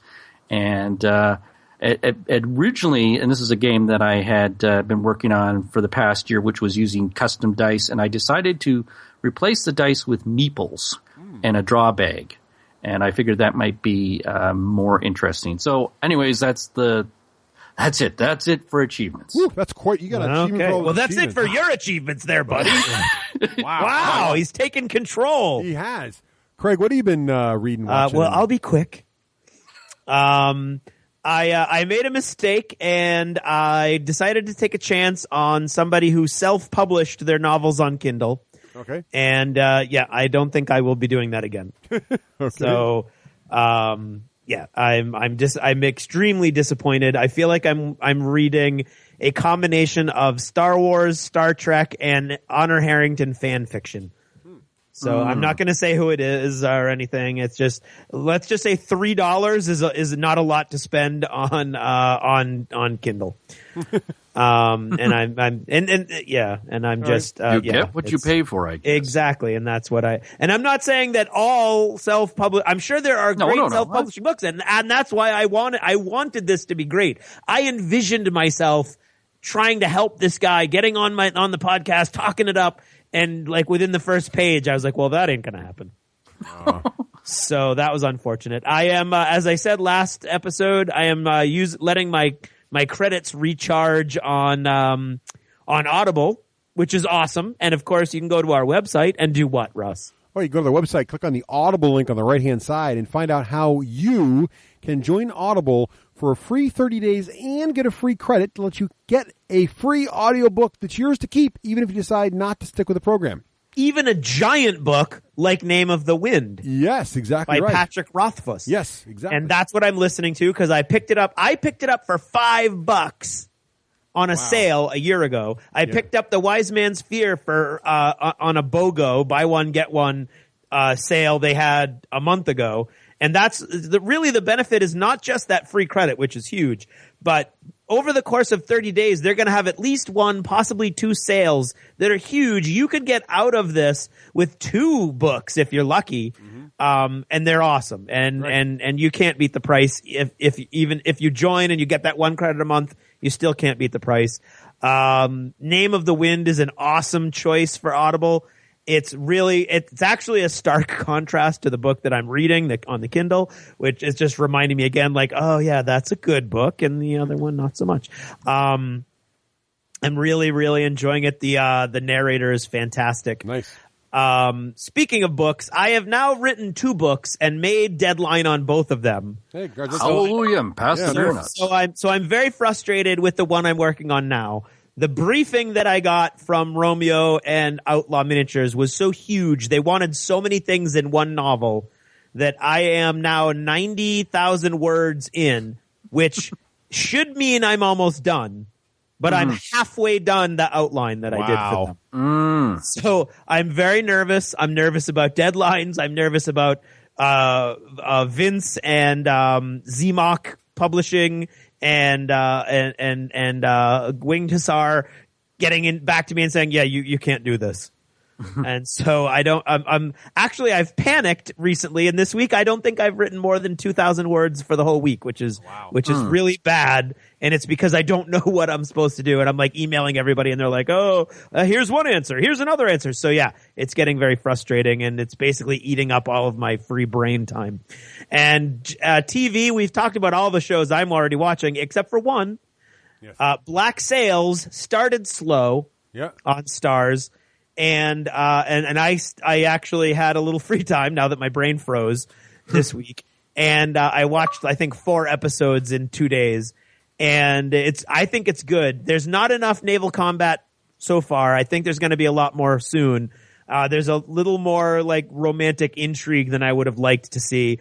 But overall, I really like the characters. I really like this stuff that's coming out. And there was one naval battle that was awesome, Russ, because it was a game of Sails of Glory on TV. Oh, awesome. Right down to the point where there were moments in the battle where they swooped the camera angle up to look at it from above. Oh, cool. So you saw these two ships like coming at each other. And it was just fantastic. You knew the pirate guy, the big giant merchant ship had just been loaded with 12 pounders, which were much larger cannons than the pirate ship had. Right. So the pirate ship was trying to outmaneuver him, and he was just getting drilled with broadside after broadside as he was bringing his boat straight in. So like basically crossing his own T. Oh, wow. And that I don't want to spoil anything, but there was all kinds of really cool strategy going on so yeah, that was an awesome episode, and the season is about to wrap up with a really cool plot device that I think is going to end up with an awesome battle. So I would highly recommend, if you started watching it, you gave up, or you haven't started yet, give Black Sails on Stars a try. Well, check that out. Yeah, and that's all me. All right, I'm going to go real quick. Ready? So still playing the heck out of Titanfall. That game is so good. And by the way, if you play Last Titan Standing, which is basically just 6 Titans against 6 Titans, you're basically playing BattleTech. It is so good. Anyway. Yeah. Also, my girls, so we completed our Disney Infinity collection. So they've been getting all the Disney Infinity figures for, happens to be Xbox in our house. And they finally released the last set of figures that will ever make for the first edition of the game. So Mickey Mouse finally came out, and Phineas and Perry the Platypus are now out. So now they have gotten those, and they've completed their collection. And while we were testing these out, I discovered that the girls, Disney Infinity is basically like Minecraft. You can build these worlds, whatever you want.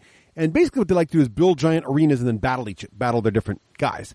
And so as they're battling them, I'm like, you like to fight these guys. Yeah, I said, have you ever played a fighting game? No, not really. So I'm like, let me show you Killer Instinct. So I loaded up Killer Instinct on Xbox One. A little bloody, but, not anything worse than a movie.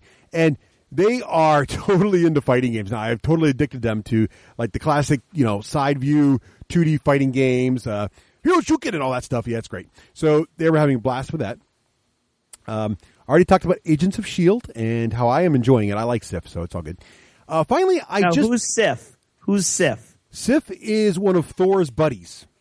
She is in the movie. Oh, yeah, I have not seen that. Yes. I haven't seen that episode. So, but that's the episode with the 2 chicks from Asgard come down. One of them being Sif, yes. Yes, okay. Yeah. I haven't seen so that's where you're saying it really kind of picks up for you? I think so. And Sif is one of the Thor's 4 friends there that are showing up in the movie. Okay. Yeah. Is it the same actress? Yes. Yeah. Yes. Oh, okay. Yeah, so that could very well be exactly what I'm saying I wanted. That's what you want. So I have 2 episodes that I know on my TiVo right now. So there you go. Karen works late tonight. There you go. And so I finally finished. I've been blasting through all the different Privateer Press Skull Island Expedition books that are on Audible, and I just finished Way of Cain. So that's that third one you've read. Yes. And now it's 4th actually, because I also listened to Dogs of War. Oh yeah. The first anthology. One. Dogs of War is a short story novella. It's about 200 pages. That tells the story of a mercenary unit, which runs into the very first vector anybody spots and finds the first vector. And then that's sort of the prequel to the book I read, which was Nemo fighting Aurora in a big battle. Right. Convergence versus Signar. Then I read Into the Storm, which was the Dirty Dozen sort of spin on a Signar unit. That was fantastic. That's the best written book so far of the bunch. Yeah. Way of Which Cain, is no surprise. right? Because the author, given the author. Yeah. Way of Cain, those right below that, really good. Yeah. Tells the story of Cain, your favorite caster, actually, Craig. Yes. All the way through his life, how he sort of cool. starts out with his power and uses his flashing to kind of be sort of basically a pickpocket and low life, a low-born sort of rugrat kind of guy. And then he sort of gets discovered and works his way up, and there's cameos from Magnus and all kinds of cool people. And it's really, really well written, and you really get to know Cain. I liked it a lot. I thought it was very well done. So I also enjoyed that as well. So that's available on Audible as well as, of course, in a book form, a digital book form from Skull Island Expeditions. So, that's all of the achievements. That is an epic achievement right there. Indeed it is. Oh, my goodness. It's top heavy. Exactly. I think it's going to fall over. Probably will. So, there you have it. That is achievements.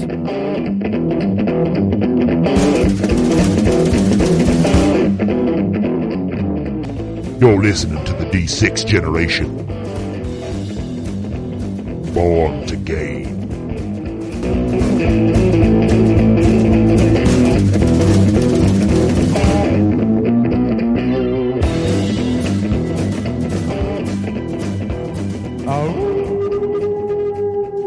Boy, the wolf howl is strong and deep tonight because now, finally, the highly anticipated Realmworks is out of beta and available for the general public to purchase. Get it right now. Super exciting. Fantastic. We've been talking about Realmworks now for 2 years since they first demoed to us. Forever. And then there was the Kickstarter, and guys at Lone Wolf are fantastic. They really want to make sure their software is right before they get it to general use. And now it's out.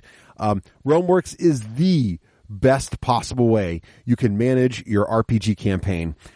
Keep track of all your, not just your characters and your NPCs and the players, but keep track of how things connect, how all the events in your campaign interact. And it's just so quick and effective to link things together while you're in the middle of using it. So I've had it up while I'm playing, making the notes, and boom, they just connect right up. You can quick link back, and you're like, oh, there's that sword they found. Where did they find that sword again? Click the name of the sword. It takes you right back to the original module. It creates an index, and it cross-references. Oh, man. As you're going, it does it for you. It's amazing. And, you can't beat the price, and it comes with 6 months of cloud service when you first get it. It's really, really amazing. And that's the thing about it. It interlocks with it's in the cloud. So you can Hero Lab. Interlocks with Hero Lab, but also the cloud stuff. It's great because if I go to Craig's house, I don't have to lug my computer. I can turn Craig's computer on with his version of Realmworks, log into my account, and boom, all my data is right there. I can use it. Players can log in through the web and check all the information that's going on there, see what the stats are. You can display just player view for them to see. Just totally immersive. It is really the ultimate thing to do. And I cannot recommend this highly enough. They've really done it again. These are the guys that back in the late 90s when they first introduced Army Builder, and all of us who played miniature war games were like, this is a game changer. It's a lifesaver. It makes it so much easier to build our armies. And now to go to battle with some of these more advanced miniature war games with so many different options and not use some kind of army creation tool like Army Builder is just unheard of. And these are the guys that pioneered that idea. They are now pioneering a whole new way to manage your RPGs in a way that you really have never seen before. There's nothing like this. No, there is no one in the gaming industry remotely like Lone Wolf. Really, they are the pioneers. They are the forerunners, and they are continuing to do that and continuing to easily defend their position as the number one software people who are writing software to support games, both war games and role playing games and even collectible. I mean, they really are into everything, and everything they do makes your gaming much more enjoyable. Yep. And again, we're so proud to have them as a great sponsor of the show, and we're so excited along with them. I'm sure they're thrilled. We're just as excited to see Realmworks launch. So please head on over to wolflayer.com and check out Realmworks and just understand what that thing is, because it is, simply put, amazing. If you're an RPG player or GM, you really want to understand what Realmworks is all about. You bet. And now, what's in the news? Brought to you by our most recent patrons over at Patreon. Thanks to Jeremy, Travis, Tim, Scott, and all the rest of our new patrons over there. Wait, Jeremy? Yes, Wakeland, Jeremy. I think his wife beats me every Tuesday board games over at Myriad. Not a big news there, Wakeland. Whose wife doesn't beat you at board games every week? Good point. Anyway, and now the news. Up first, Among the Stars is getting reprinted by Stronghold Games. And I think it's Artipia Games in Europe. That's pretty exciting. If you're a fan of the classics, Among the Stars is coming back. Meanwhile, another big news. Let's see. What is the big news? Adepticon. That's right, Wakeland. Adepticon weekend. When you hear this, Adepticon is less than 1 week away. Very exciting. If you are in the greater Chicago area, be sure to swing by Adepticon. Saturday night entry is free to play board games, and D6G and folks from Geek and Sundry will be there running a bunch of board games. The D6 Generation will also have its annual Sunday night giant board gaming event for attendees of the convention. And if you're a patron, look on Patreon for the Sunday morning brunch meetup with the D6G. Hang out with Craig and Russ and have some breakfast. Yum. Let's see, in other news, Fantasy Flight Games has announced an expansion to the much-beloved Blood Bowl Team Manager board game. The expansion, titled Foul Play, will introduce 3 new teams, including the Nurgle Rotters, guess who, Nurgle, Chaos Dwarves, and Goblins. Also introducing a new penalties mechanic, just, so you can foul your friends and punish them for it. No kind of segue for this. We're just going to go right into Lords of Waterdeep. iOS is now on sale for $4.99 in the App Store, and that's because they're celebrating the new expansion for Lords of Waterdeep on iOS, the Undermountain expansion, which adds some new location and 3 new lords as well. This is a fantastic implementation of the board game, and if you have an iPad or an iPhone, you owe it to yourself to pick up a copy of Lords of Waterdeep at this great price of only $5. Speaking of great prices, Realmworks is finally live for reals. That's right. The long-awaited Realmworks from Lone Wolf Development is now live and available to everyone, not just folks who backed Kickstarter. Head on over to wolflayer.com to check out the latest product. It's about $40 for the full version. That includes a 6-month access to the cloud drive. The system is really exceptional. If you are a role-playing games player, check out Realmworks. And finally, we don't always talk about Kickstarters here on the news unless it's a major one. And this is, in fact, it's really an expansion announcement, let's be honest. But coming in, or a new game in the same universe, in the Sentinels of the Multiverse universe. Sentinel Tactics, the Flame of Freedom Kickstarter, has started up and is already doing very, very well. Making big bucks already in Kickstarter. I won't even tell you the number because by the time you hear this, it'll be probably double that. So in any case, it's doing very well. And Wakeland's excited. Oh, yeah, baby.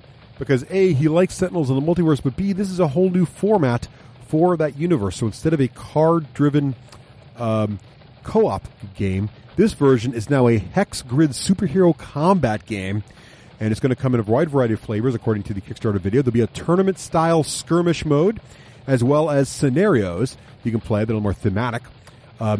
All the characters have evolved in time, and their looks have changed slightly as the story arc has progressed in the Sentinels universe. You're going to have large, really cool map tiles with hexes built in for fighting. And the big news is there are now miniatures included in the game. And in the Kickstarter, you can back it one of 3 ways. Either just the game itself without miniatures, just the miniatures if you just want to add it to your Sentinels card game just for a little look of having the miniatures around. Or you can pay the larger price for all of the above and get the miniatures and the board game together, which would be the ultimate bling experience. And I'm sure Wakeland has already got, oh yeah, already backed. Yeah, already backed that level. How much was that, Wakeland? $100. Yeah, he did it. He went all in. Anyway, so this looks really, really, really cool if you're a Sentinels fan. It's going to feature 2 to 8 players, and it is not cooperative. So half the folks will play the villains, and the other half of the folks will play the heroes.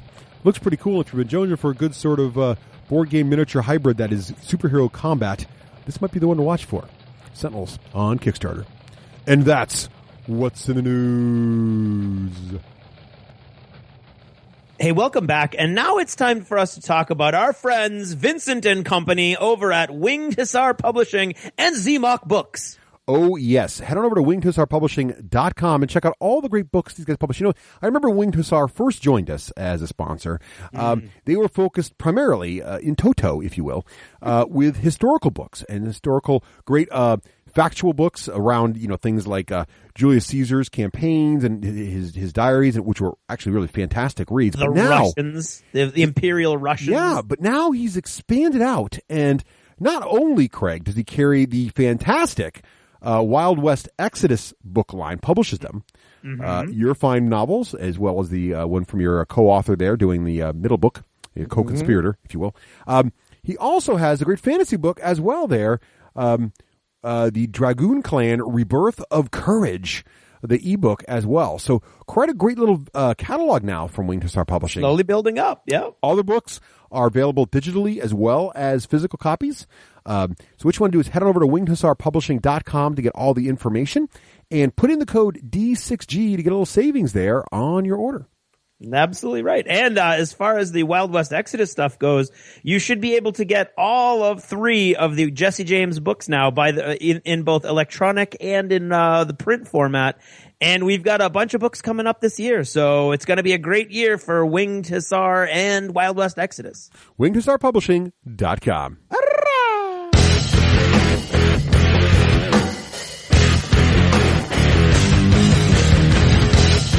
After our game reviews, you'll feel like you played the game 100 times. After our interviews, you'll feel like you've known some of the biggest names in the gaming industry for years. After a single episode, you'll feel like the time just flew by. And once the headache clears, you'll know you'll never need another gaming podcast again. The D6 generation, born to game. Hey, welcome back, guys. And so we have been getting a lot of email over the last few months talking about solo games. Right. And what solo games do we like to play? And what's our favorite solo game? And what solo games do we do when we're solo? And the thing is that Russ and I don't really play solo games. Not much. So there we were thinking we really need to get somebody on the show who likes solo games and is into solo games and knows solo games. And then all of a sudden we found out that this guy who happens to have this awesome radio voice already, and we already knew that, knows all about solo games and has in fact designed a solo game. Right. And so that brings us to our guest, John Gibson, who you've already known, already been introduced to. And John, go ahead, tell us about solo games. That's it? Okay, well, great. Well, first of all, I thought it was interesting. I'll check back in a half hour.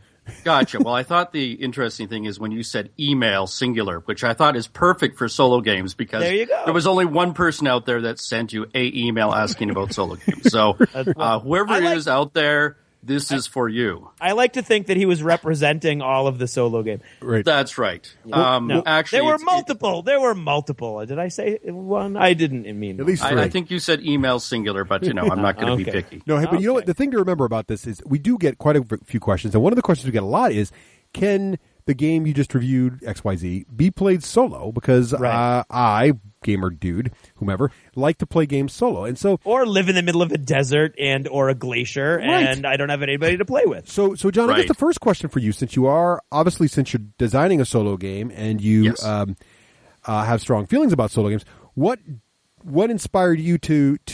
I mean, obviously you must have played solo games before. So what got you into solo games? What was the appeal to trying that out? Well, I guess one of the things is that sometimes you don't have a game group available, or your schedule's out of whack, or things along those lines. Maybe you don't have transportation. That the car is being used by somebody else. I'm a one-car family, so if my wife has the car, I can't go anywhere, or if I want to take an hour and a half bus ride, so that might not work out so well. So those are some of the things, and I like to play games. So I have a drive to play games. I find them interesting. So one of the things I wanted to mention is that on the Board Game Geek, there is a one-player guild with about 600 people, and their motto is, solitaire games on your table. Together, we game alone. Nice. I love it. So, they're together in their aloneness. Right. Well, then you can share. But here's something that makes sense to me, for example. Like, solitaire gaming isn't so strange if you include things like crossword puzzles and Sudoku, right? Because that's really sitting down there and cracking a puzzle and trying to figure something out. And if you take that idea, which a lot of people like to do because it's an intellectual stimulus when you're alone or on the bus or whatever, you can say, well, gee, if I'm going to do that, why don't I kick it up a notch and give myself a brain teaser that's actually in a cool theme, like a fantasy setting or, whatever. Right? Exactly. So that makes sense to me. So, go ahead. Yeah, well, I was going to tell you some of the. I did some surveys. I asked some questions about the people in the guild. Oh, cool. And I asked them, why do you like playing solitaire games? So I came up with a list of different points, and excellent. And that way, you can see why it is that people like to play solitaire games. So one of the reasons is that why limit your choice to just multiplayer games? There are so many great solitaire games out there, and some of them are even print and play, that why not open up your horizons and have, experience all the width and breadth of solitaire board gaming, including solitaire. So that's one reason. Makes sense. Another is, like I said, if you don't have a gaming group that you can attend to, and it could be you live in the middle of the glacier or on a small island in the English Channel with a population of 40,000 people, maybe there's not a lot of gaming groups that you can join. Other people work, shift work. Sure. They have odd hours, and so they can't do it that way. Or maybe they're gaming, the people they game with is their spouse and their kids. And, sometimes they don't feel like gaming when you do. So a solitaire game is an option. Makes sense.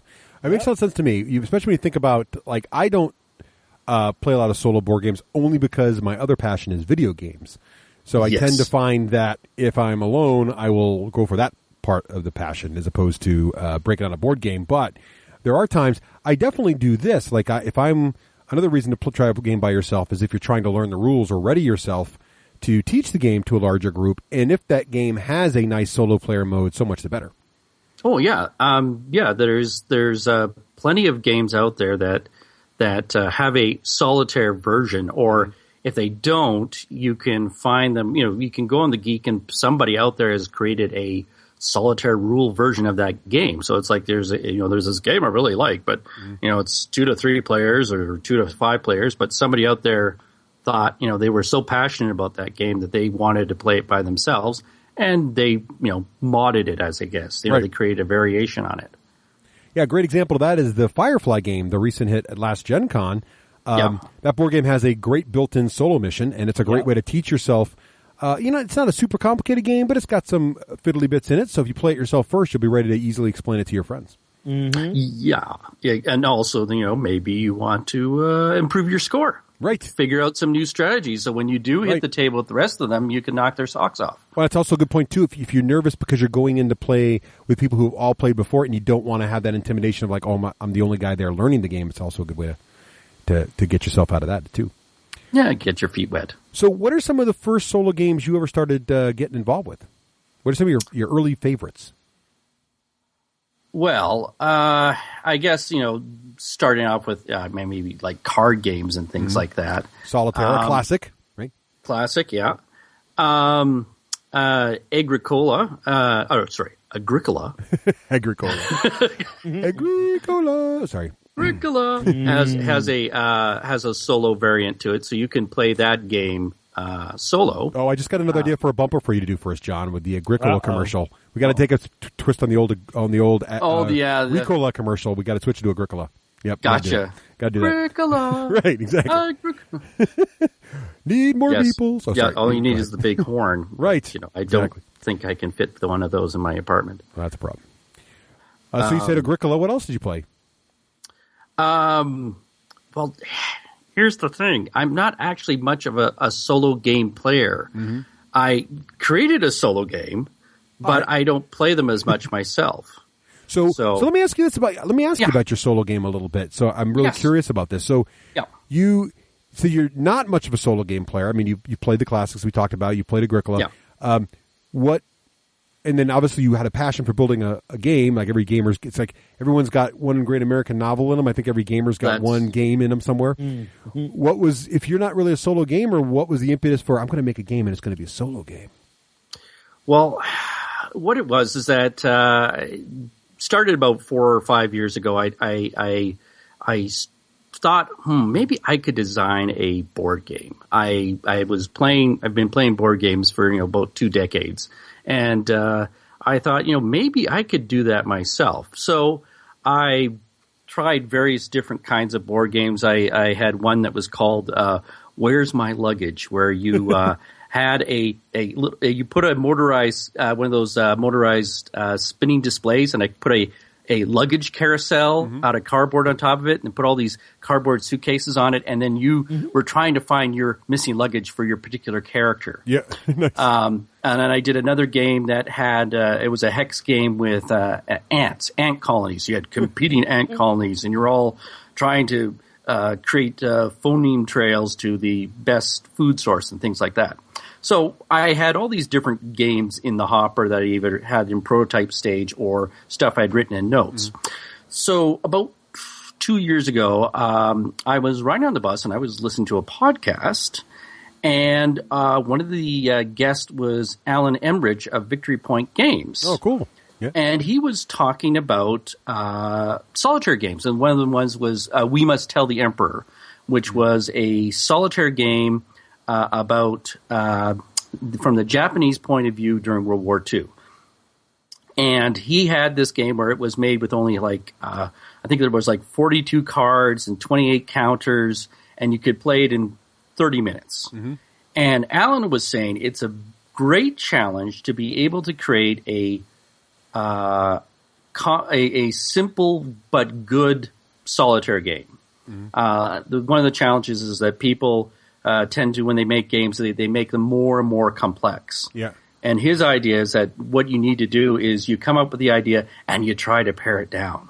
Right. And try to get it down and down so you have fewer components, fewer time, but still capture the theme. And so as I was listening to the podcast, I thought, well, that's a challenge. Like he's, reached out through the podcast and is challenging me to make a solitaire board game. So I was sitting there and I thought, well, what kind of theme? Now, I don't know if I'd make a war theme. I don't know that much about historical battles and things like that. So, what would appeal to me? And I thought, well, maybe you're a scientist and you're trying to create a vaccine or a cure for a virus.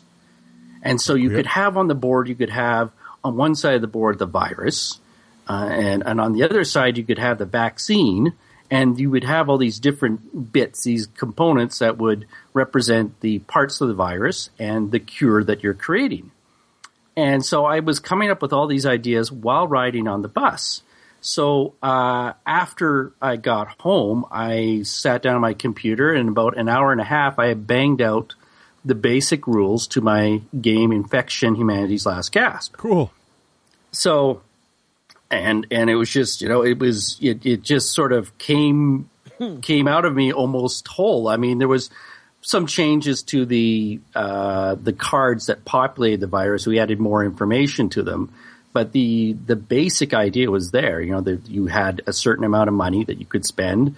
You had a spot that was called an incubator that you could buy proteins and use those proteins to build your antibodies that combated the molecules on the virus.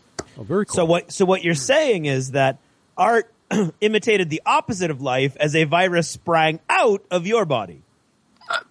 Well, yes, but it and people wanted it, and they, I was giving people an infection, and they liked it, which was really interesting. And there's an interesting meta conversation going on there. There is, yes, cool. And it's it was one of these things that the original prototype I had a death toll where the numbers of you started with patient 0. Then you had 10 people, 100 people, 1,000 people. And then if you lost the game if you got to a billion dead people. We got rid of the people part, but we still kept it, there was this death toll track. And as the death toll advances, you're like, okay, I have X amount of time. I'm trying to hold that death toll back to cure the virus, and I can buy equipment. I can hire on scientists that can help me. There's even a lab rat named Marvin that will sacrifice himself in the last part of the game in order to eliminate a part of the virus, if it comes to that. So thank God for Marvin. Marvin, yes. Some people refer to him as a hamster, but really he's a rat. not, yes. But, hey, Who ever heard of a lab hamster? Exactly. That's just ridiculous. So now, how did you go about bringing this to life? Once you got the idea of it. Well, okay. So I was a regular on the Board Game Geek, so I had written up the rules and I posted it. I went to the designers forum and I had put stuff on there about my other games as well. So I had already been a presence at that point. Oh, by the way, my name is Geddon on the is my handle on BBG. So anyways, I posted my idea for the game and I had mentioned, the podcast and all that, and we must tell the Emperor. So the very first person to respond to the podcast was the fellow, his name was Chris, who designed We Must Tell the Emperor. He was the first person to respond to my post, which totally blew me away. I don't know if he was searching for his own name. I don't know. Right. And so he says, hey, that's a great idea. It's like, oh, wow, okay. So then the second person to respond to my post was Alan Emmerich, who was the publisher for Victory Point Games. Oh, and he said, cool. Well, Chris told me to check out this posting, and wow, that sounds like a great idea. Why don't you send it in?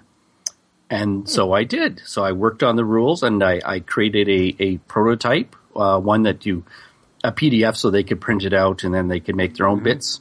And a long story short, I back in August of about 2 years ago, a year and a half ago, I was assigned they contacted me and say, hey, your developer is Josh Neiman. You're going to work with this guy and we're going to make a game. And so that's how it started. I guess that was the end of the beginning or the beginning of the end. I don't know. Nice. That's very cool. And then I had, worked with him and we pushed ideas back and forth and it was all done, through email and the internet and it was a great experience. Very cool. Now is this only a solitaire game or does it play multiplayer too? It is only a solitaire game, but some people have played it with like their spouse or their kids, right. Where they'll sit together and say, well, what should we do next? Should we buy that card or which of the antibodies should we tackle next? Mm-hmm. That one might be easier, that kind of thing. Very cool. But it is. There's a possibility that there may be an expansion where we'll add a second player to the game. Nice. In the future, but right now the focus is expanding the solitaire experience and making it a campaign. So I was thinking, 10 different scenarios, and the idea is you're starting with an easier scenario, and it gets progressively worse. And the idea would be you have a little player board that would come with the expansion that shows different places throughout the world. So, like, the first part would start in Congo, and then the last part would end in Atlanta, kind of thing. Oh. And so, as you progress, you get more equipment, more people to help you, things like that.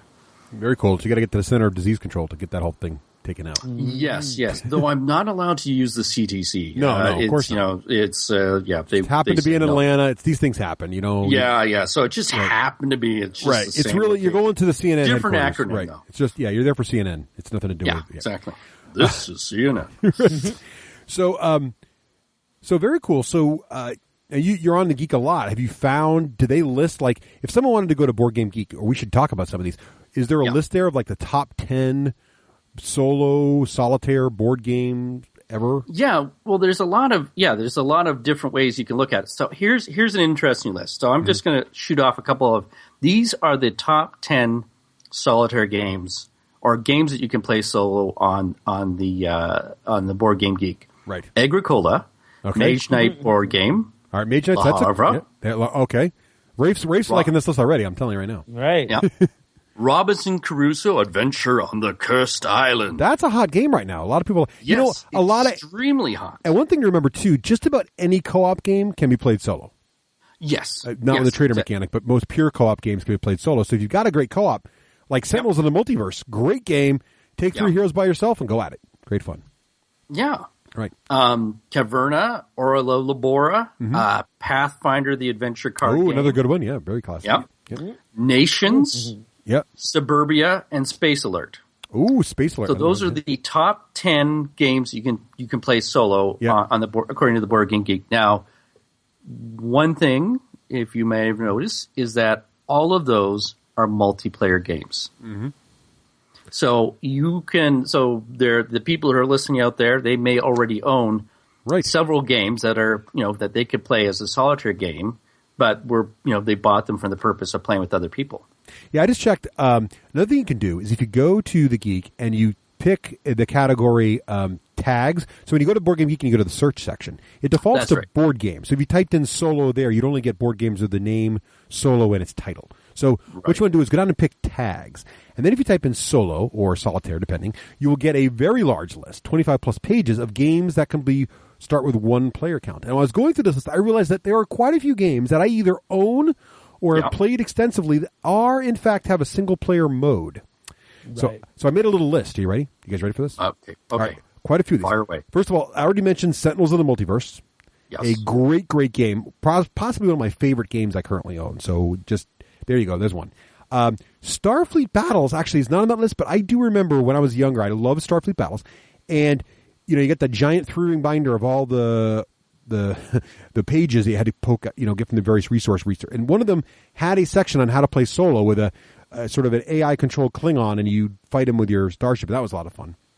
So there you go. I had a great time with that because my brother, after a while, got tired of playing Starfleet Battles because it was so complicated, so I played by myself. That's how desperate I was to find someone to play Starfleet Battles. Then, as Craig already mentioned, Firefly, which is a great board game, has a nice solo mode to it. One of my favorite dungeon crawls, actually, is the D&D dungeon crawling game. So Wrath of Ashardalon, Castle Ravenloft, and Legend of Drizzt, all of those can be played quite easily and nicely solo. It's another great, if you want a dungeon crawl, that's a great way to go. The classic Arkham Horror is also obviously a solo player option. Now that's going to be quite a time sink, even solo, I think. I don't know. John, have you ever played Arkham Horror? Yes, it was a very long game, and I don't even remember if we won or not. Yes. It was the first time I had ever gotten the opportunity, and it was just, a massive board. That game is more about being on the journey than the destination. That's what yes. Even if you don't finish, you had fun in the journey before you made it. That's right. Yeah. Defender of the Realm, another one that a lot of people like. That has also got a solo option. Craig, here's one I know you know and love: Dungeon Roll.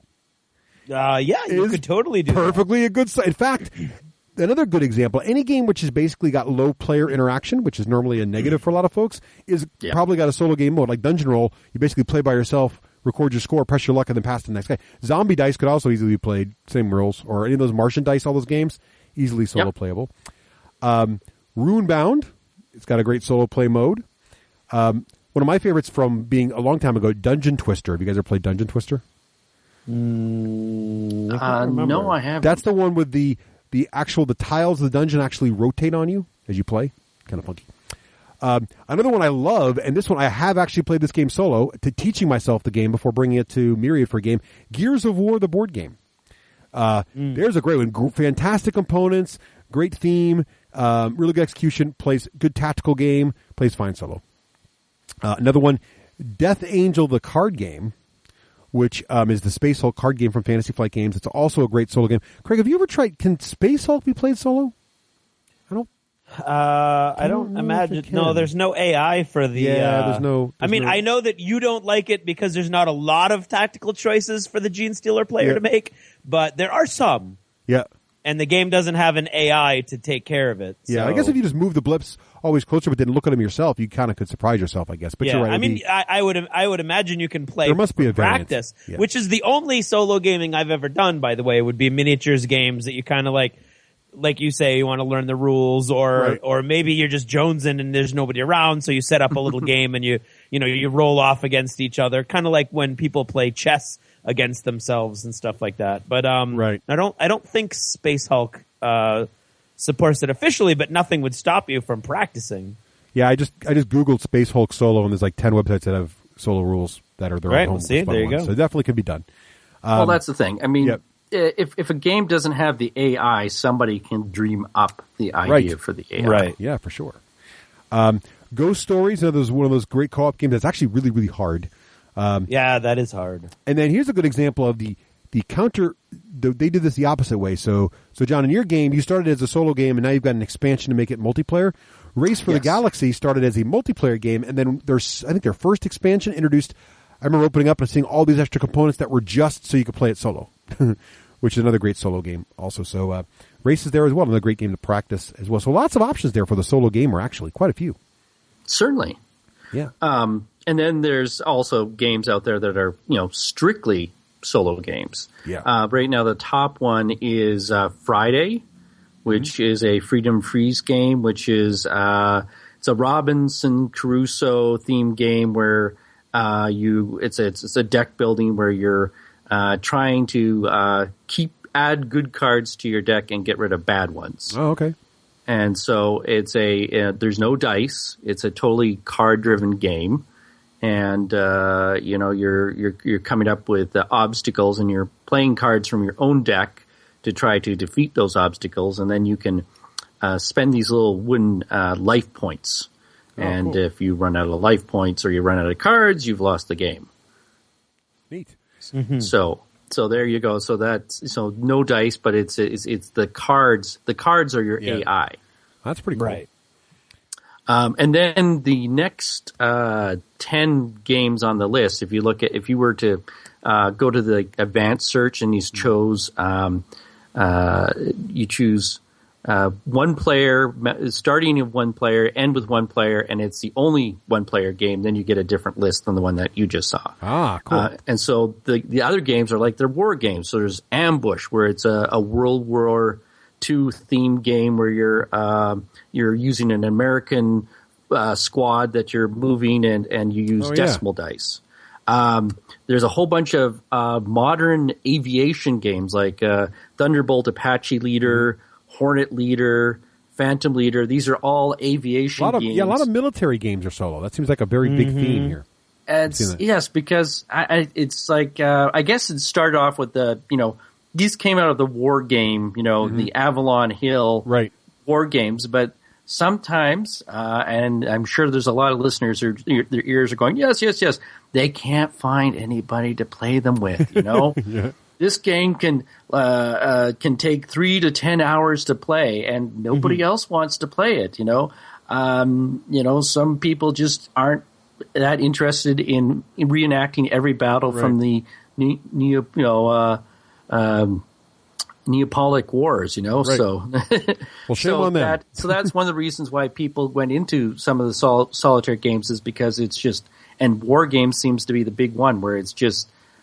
There's so much research. There's so much. It's real, Yeah, that's cool. I just found a really great one here. Pac-Man, the magnetic game. So you play Pac-Man with a magnet, and that's Pixel Lincoln can be played solo. I didn't know that. That's another good one.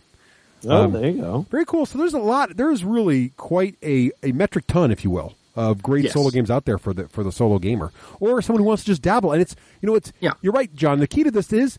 A lot of people talk to us all the time and saying, I wish I had the gaming group you had and I could play all these great games. And sure, it's definitely awesome to be able to play with other people and have fun. But the thing to remember is there's some great, both light and affordable, but also meaty and really filled out with all the crazy bling components we talk about all the time on the show.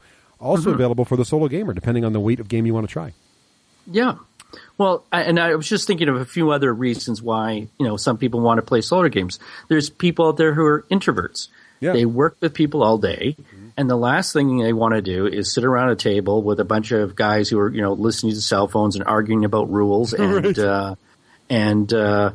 might have bad BO or not. I don't know. They just want to be alone, you know. And also, if you are one of those people that suffers from analysis paralysis, that may last, 3 days. You can have the board game set up on your table, and you can keep, wander back in and out and play it, and you could restart it. It's like, ooh, I made some bad moves. I'm going to restart the game. Try doing that the next time you're playing a multiplayer game. Hey guys, I shouldn't have bought that territory. Can we just rewind the clock there? Great. So, there's lots of different reasons. Oh, and like video games. Well, some of us don't have fast reflexes, right? And or know all the different button combos to kick somebody in the face 27 times. You stare at a computer all day. Right. I for a living I work with a computer, so. Some people, when they come home, the last thing they want to do with their free time is stare at another screen. That makes sense. It totally makes sense to me. It's a great way to unwind and just kind of relax in a very, offline, sort of off the grid kind of way, which makes sense to me a lot, actually. Now the more I think about it, the more like, I could go sit down and just, play some Race for the Galaxy nice quietly on a table with no one to bother me. That'd be kind of fun. Sure. I'm going to try that out. Well, John, thanks so much for sharing both your thoughts on solo games, but more importantly, your new game, which is fantastic as well. So that's great. Yeah. Hopefully it has whet the appetite of the solo gamers out there. Yes. Yes. Whet the, yes. You are not alone. Well, you are. But you're alone together. Right. That's right. As the group together says. we're alone. No, we're, yes. Yes. Yes, to get, The People's Front of Judea. That's right. Wait, what?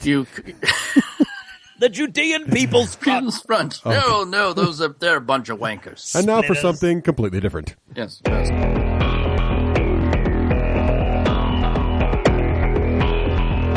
Worlds to conquer, foes to vanquish, violence to sow, and medieval crops to reap. The whole world of gaming at your fingertips. The D6 generation. Born to game.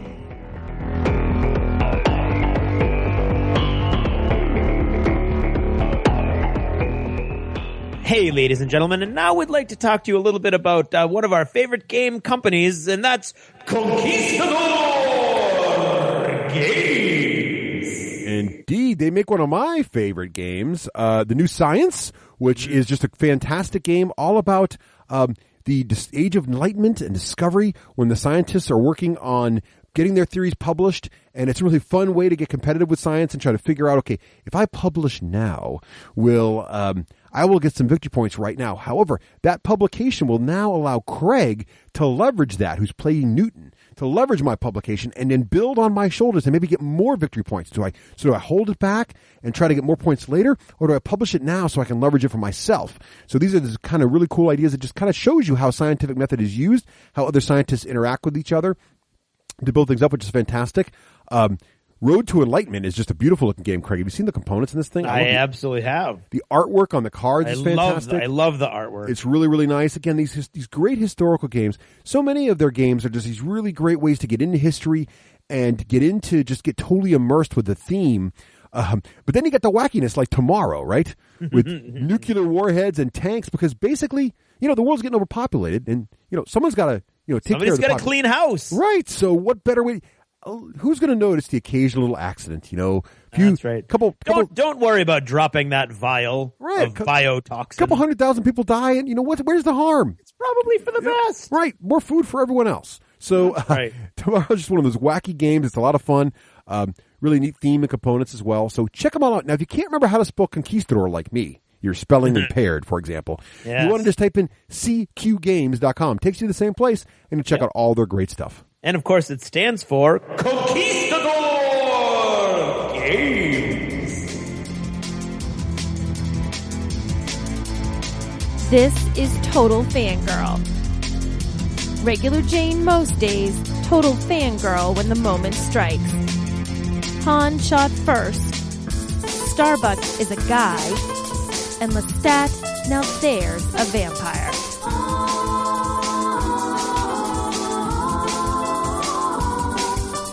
Hey everyone, this is Nicole, your Total Fangirl. You can follow me on Twitter at Nicole Wakeland and check out my blog, TotalFangirl.com. And our shout out this week is to all of our wonderful supporters over at Patreon. You can head to patreon.com/the D6Generation to find out more. Thank you to everyone who supports the show. You are what makes the show possible. This week I have sort of a serious topic to talk about, and it kind of made headlines right after I recorded the last episode, but I wanted to bring it up because it actually was kind of important to me that we talk about it, or that I at least mention it. This was about a guy who took some very unflattering pictures of some gamers, and you guys are all gamers, and I think you probably take the heat for this, but I just felt like I needed to address it. It was at a Magic the Gathering tournament, and it was basically taking a picture of a bunch of guys with their butt cracks showing, sitting in those tiny little weedy chairs they give you there. And this was a high stakes tournament. This apparently, I found out after the fact, there was some money on the line here, and this is a big deal. So you couldn't talk to other people. You couldn't say to your friend, "Hey dude, pull up your pants." Nobody could say anything to anyone, or you could risk getting disqualified. So it was serious stuff. And this guy went around and he took pictures, and he'd stand behind said gamer and sort of make these sort of sad little puppy dog faces, and it has a few little, like silly, stupid poses in there. And you've got these guys' butt cracks in the background, and he's basically making fun of them. And the thing that struck me about this was, yeah, okay, I'm grossed out by that as much as anybody, and it's not cool, and I don't particularly like to look at it, and I wish you would all pull up your pants at all times. However, the nature of this is what bothered me, and it made the rounds on a lot of sites. It didn't make the rounds on a few. I actually chose not to write about it in a funny way on one site, because I said, that's not cool, and the site said, yeah, you're right, that's not cool, we shouldn't do that. I didn't think it was appropriate that they were mocking these guys. And the reason it bothered me was because gamers, you get mocked by a lot of people. We all do. And you take a lot of heat from a lot of people. And I always kind of felt like at a game con, you should be kind of sort of safe. You're sort of with your own people.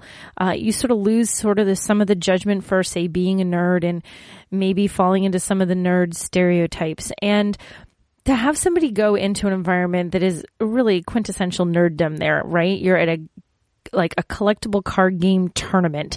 That's pretty nerdy, but it's gamers. And that's what I think just about everybody listening to the show would qualify themselves as a gamer. And it bothered me that it was okay to make fun of these guys because they were all guys. There wasn't a woman among them. And a large part, they were larger gentlemen. They were a little overweight. So basically how I saw it was making fun of a bunch of fat guys. And that's not cool, because if this picture had been a bunch of women and somebody had decided to take a picture of a bunch of women's butt cracks, the collective nerdverse of the internet would have exploded in outrage over how sexist it was that somebody could do that. But because it was just a bunch of guys, somehow it was okay. And I was watching nerdy sites, nerdy places, mocking them and making fun of them.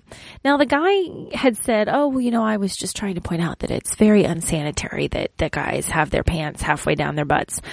You know what? It didn't come off that way. And that might be what he says, but the WotC people kind of felt the same way, and I'm going to lose the details here, but he has some bans and things, and action was taken, so they didn't take any more kindly to it than the people that were being photographed, which some of them, people had said, it's anonymous, no one knows who you're looking at a guy's butt, but when this made the rounds, some of the guy's friends were like, hey, Joe, that's you, hey, look, your butt's on the internet. That's not fun, and people look at gaming as a sanctuary and someplace safe, and just remember that. I know we all give each other a hard time. I give people a hard time. I do it all the time, but that sort of mocking a group behind their back, excuse me, mocking someone like that behind their back is just not cool. And just the idea that the internet could get behind that and think it was okay because it was just a bunch of guys whose pants were riding low, that drove me nuts. Because if, like I said, if that had been women and somehow they were showing women's butts like that, the outrage over the horrible treatment of women and how sexist and this and that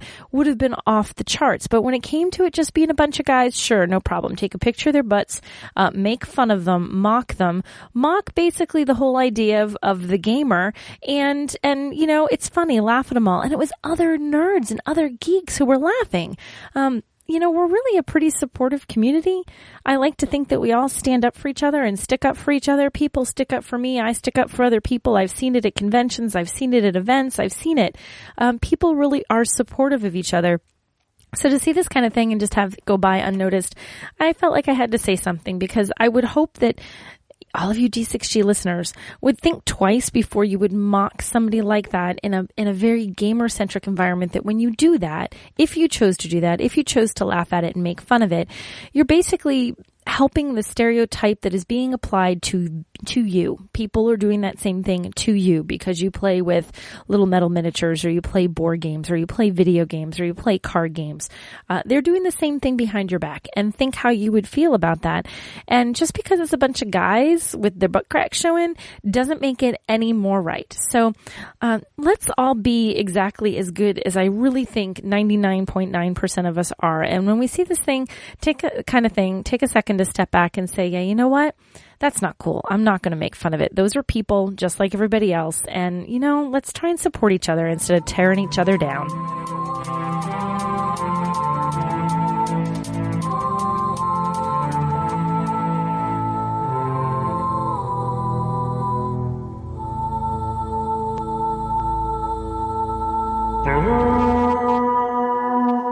Hey, it's time to talk about our friends at Sound Means the War Store's coming. Vic the Viking on his way.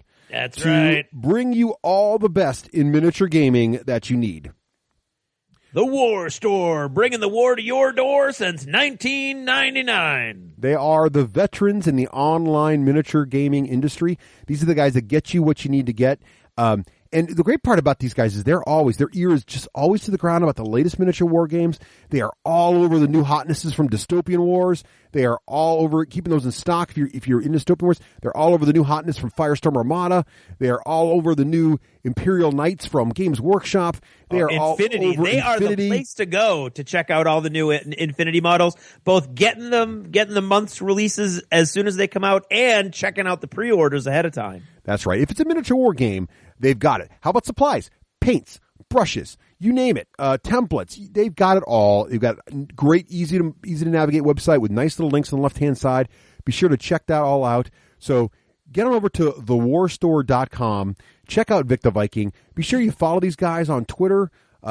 Vic's over there at The War Store. You can check out Vic. And I love following these guys because whenever things new come out, boom, it's right in your Twitter feed. You see that new hotnesses are out. And you're like, oh my God, that came out? Wow. It's in stock. It's ready to go. And I'm going to head to The War Store, get my gaming on. So head on over there. Check it out. thewarstore.com.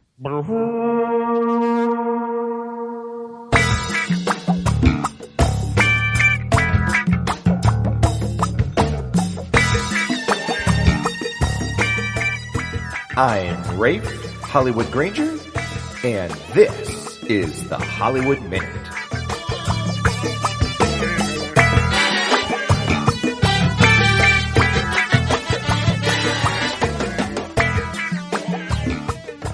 All right, welcome to another rendition of the Hollywood Minute. I'm your host, Rafe Hollywood Granger. Today it is nighttime. It is 7:53 p.m. and it is a little bit wet and rainy. It's cold, but it's wanting to get a little warmer, so that's good. And my beverage of choice today is a Red Hook IPA called Longhammer. I highly recommend them. Okay, what's on the agenda? Haven't been doing much miniature gaming. I've been hanging out with my good friend Old Andy, and we've actually just been enjoying some beers, catching up, and talking a lot about comics, talking about my blog, Jimmy Django, talking about the documentary idea. Still haven't given up on that, and actually have some exciting thoughts and concepts for 2015. Hey, just as an informal survey, if you could email me at hollywood@the d6generation.com. Let me know if that's something you're interested in hearing more about. Like, yeah, Rafe, what are your plans? What are you thinking of doing? I've pretty much tried to narrow the scope of the project and also got an insider, which I don't want to name yet, to give me backdoor access to certain things. And I think that'll make the kickstarting of the project a lot easier, and also be able to shoot video in different stages so that I can put video up the kickstart the next phase and think about kickstarting it in phases. And the scope that I'm thinking about doing it is, instead of doing Gen Con and casting this wide net over the 5 different types of gaming, I'm going to focus on a documentary style of the common miniature gamer. And what I mean by that is, I was really fascinated by this naturalist called Marty Stauffer, and he would record this thing called Our Wild America. And the cool thing about Marty Stauffer as a naturalist was he recognized that everybody went afar. They went to Africa, they went to Australia, New Zealand, whatever, to study in America, to study these different creatures that aren't, or Antarctica, that aren't local.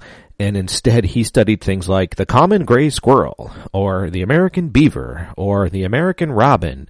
And he would do his Wild America based on, quote, everyday creatures. And he learned that no one had done that before. So he was kind of revolutionary in that. Not saying that there hasn't been any documentaries on miniature gamers before, but I thought, what if I just do and focus on what I love best, which is miniature gaming. And the goal is to just open up and show America what the common miniature gamer is. And so wondering if that narrows the scope, makes it a little more appealing to the mass audiences. So I'd love to get your feedback on that. In the gaming world, I am still playing Guild Wars 2. I really, really like it. I still miss Latro. I'm not going to lie. I'm at a real crossroads with Latro. Every time I'm playing Guild Wars 2, I'm like, I should be over on Latro because I just miss Stony. I've grown to like my character, man, and I want him to be adventuring. I don't know. I joined another kin, and then I joined my old kin, hoping my kin would come back, but they didn't because I didn't feel at home with the other kin. So I think I'm just going to have to maybe wander solo for a while. I don't know.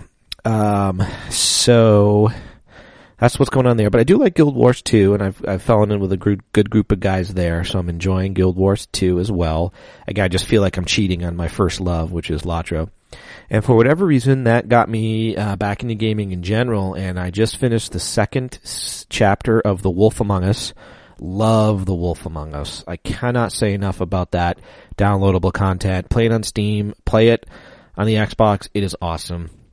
Second series for season 2 of Walking Dead also came out. Again, awesome. Can't wait for season 3.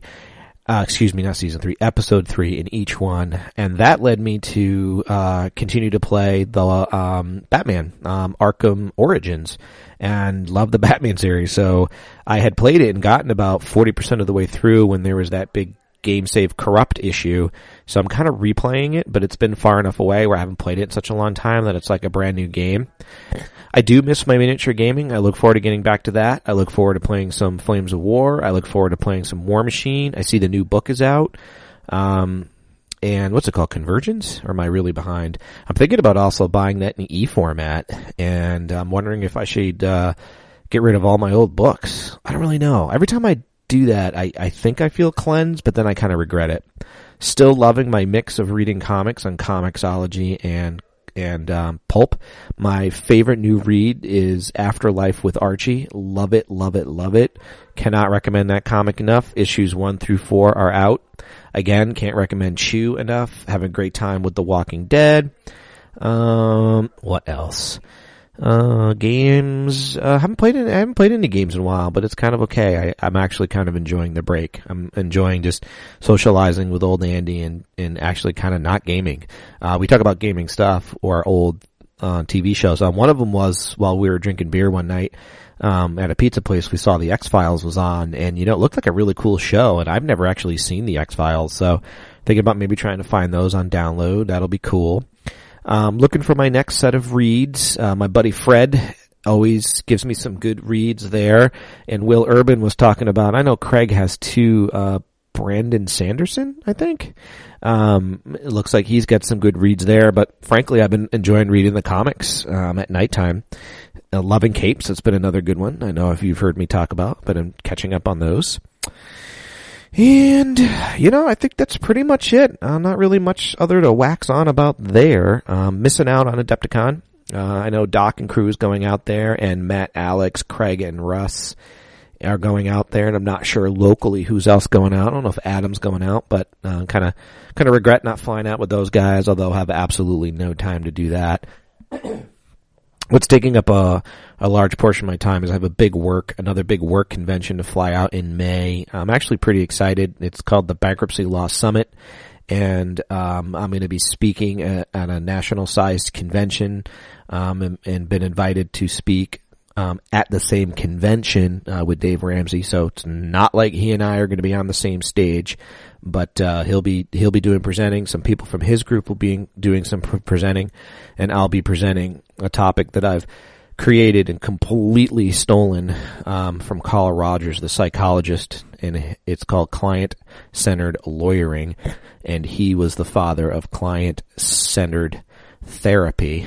And so I use his techniques as much as I can by teaching myself to utilize that within my clients in my law practice to give them a client-centered approach.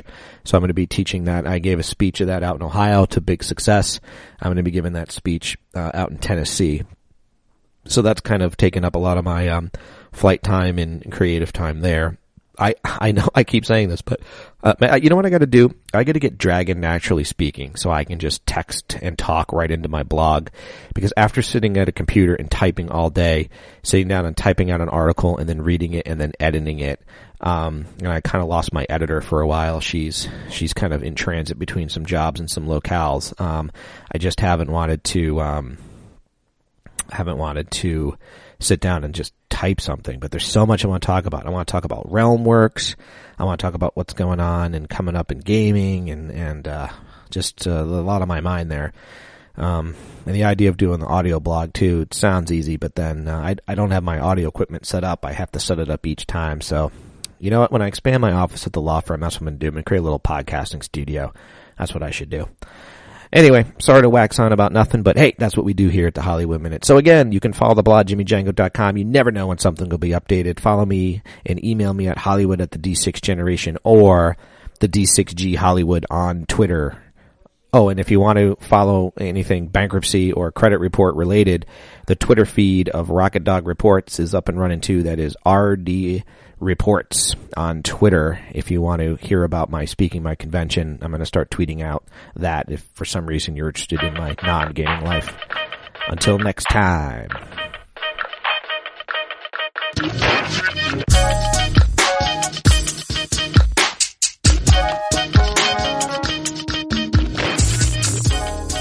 Hey, welcome back, guys. And now we'd like to take a few minutes to talk about our friends over at Game Salute. Oh, yes, Gamesalute.com. And, Craig, look at the very first. So when you go to Gamesalute.com, my favorite part is the little rotating visuals there of all their upcoming games all the they're latest working on. games, yeah. I like Tiger Stripes. Look how cute Tiger Stripes is. Look at the little guy. The artwork so there is cute. very endearing. He's such a cutie. He looks like he's right out of Disney. He's so cute. He's like a Your little... tiger has no stripes. Earn them hunting for food and rare jewels. Great. Tiger Stripes enhances math skills in a fun and engaging way. So there you go. Yeah. I also, Craig, I'm really excited actually for the Area 1851 Kickstarter, where basically it's like cowboys and aliens. Yeah, you know? I do have to say that this looks really, really funny. This looks like a lot of fun. The artwork's great. The theme is fantastic. You scroll down here just to see the little made of cast iron. You can upgrade your color shifting. You get your ponies. I just like the art is fantastic here. The cause of the nutrition composer that causes pregnancy. So chains of things happen in this game. They just make really hilarious little stories that unfold as you play through the game. Good stuff. Love the artwork in this one. So a color shifting pony made of cast iron. Exactly right. So what you want to do is head over to Game Salute. Now, if you decide to go to the store and buy some games, what you want to do is go to Buy Games, click on the online store. When you go to the online store, you want to make sure you use the D6G code. In this case, it is D6G144. You see, crack the code and get some savings. Exactly. What episode did you hear the ad in?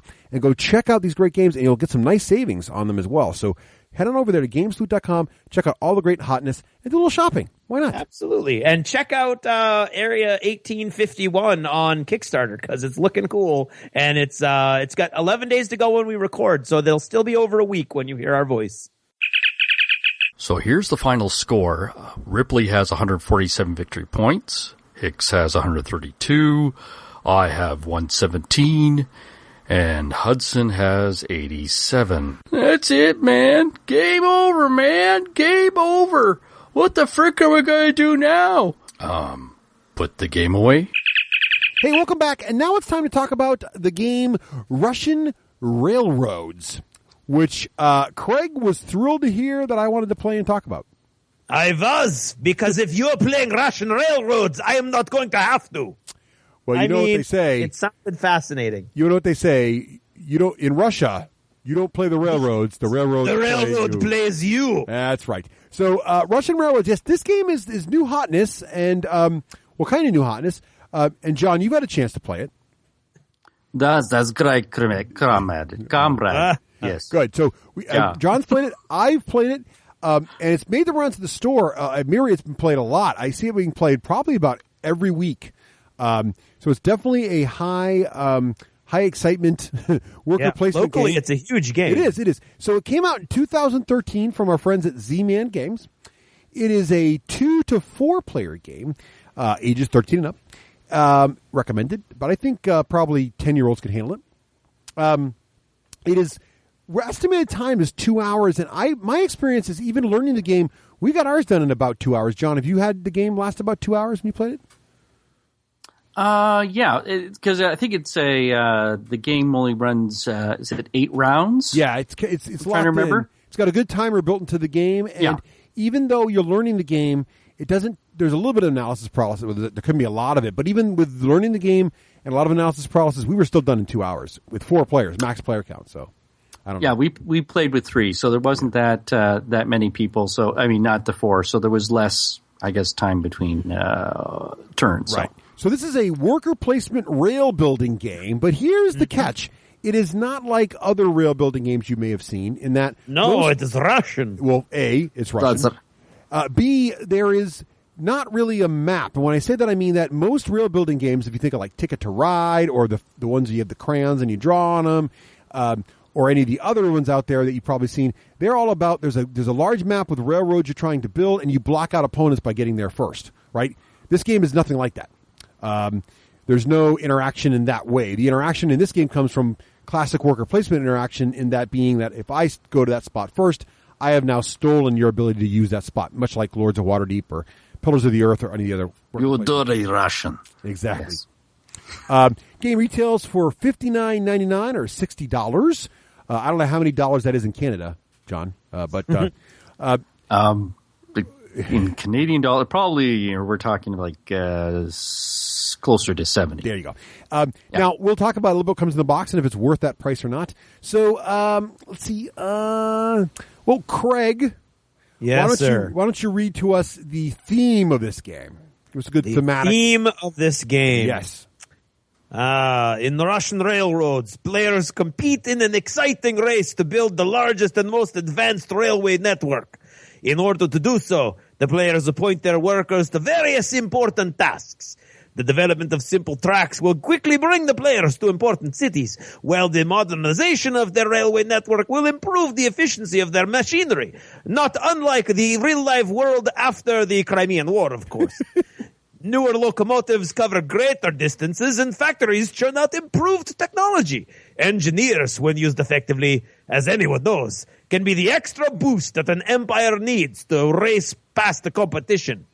There are many paths to victory. Who will ride into the future full steam ahead, and who will be run off the rails? Whose empire will overcome the challenges ahead and emerge victorious? Nice. So that is the theme right at the back of the box there for Russian railroads. John, did you think it captured the theme? Well, and I'm not going to go into Russian. Yeah, I don't think we need to do the whole thing. No, that's right. Yeah, it's probably best. People be turning off their podcasts. Okay. Yes and no. It doesn't really. It doesn't feel like a railroad game per se. I mean, you are improved. It's like I say. It's not like Ticket to Ride or some of the 18xx movie games where you're building rails to different cities and things like that. But from what you've read, yes, you're trying to improve technology. You're trying to get better rails, and you're using engineers. So all that is true. Right. So yeah, it's pretty interesting. We'll talk about the end too. Is it true that the game is also known as Ticket Will Ride You? I don't know, but that was. We're just going to drive that joke into the ground, aren't we? We are. Just drive it into the ground. We are.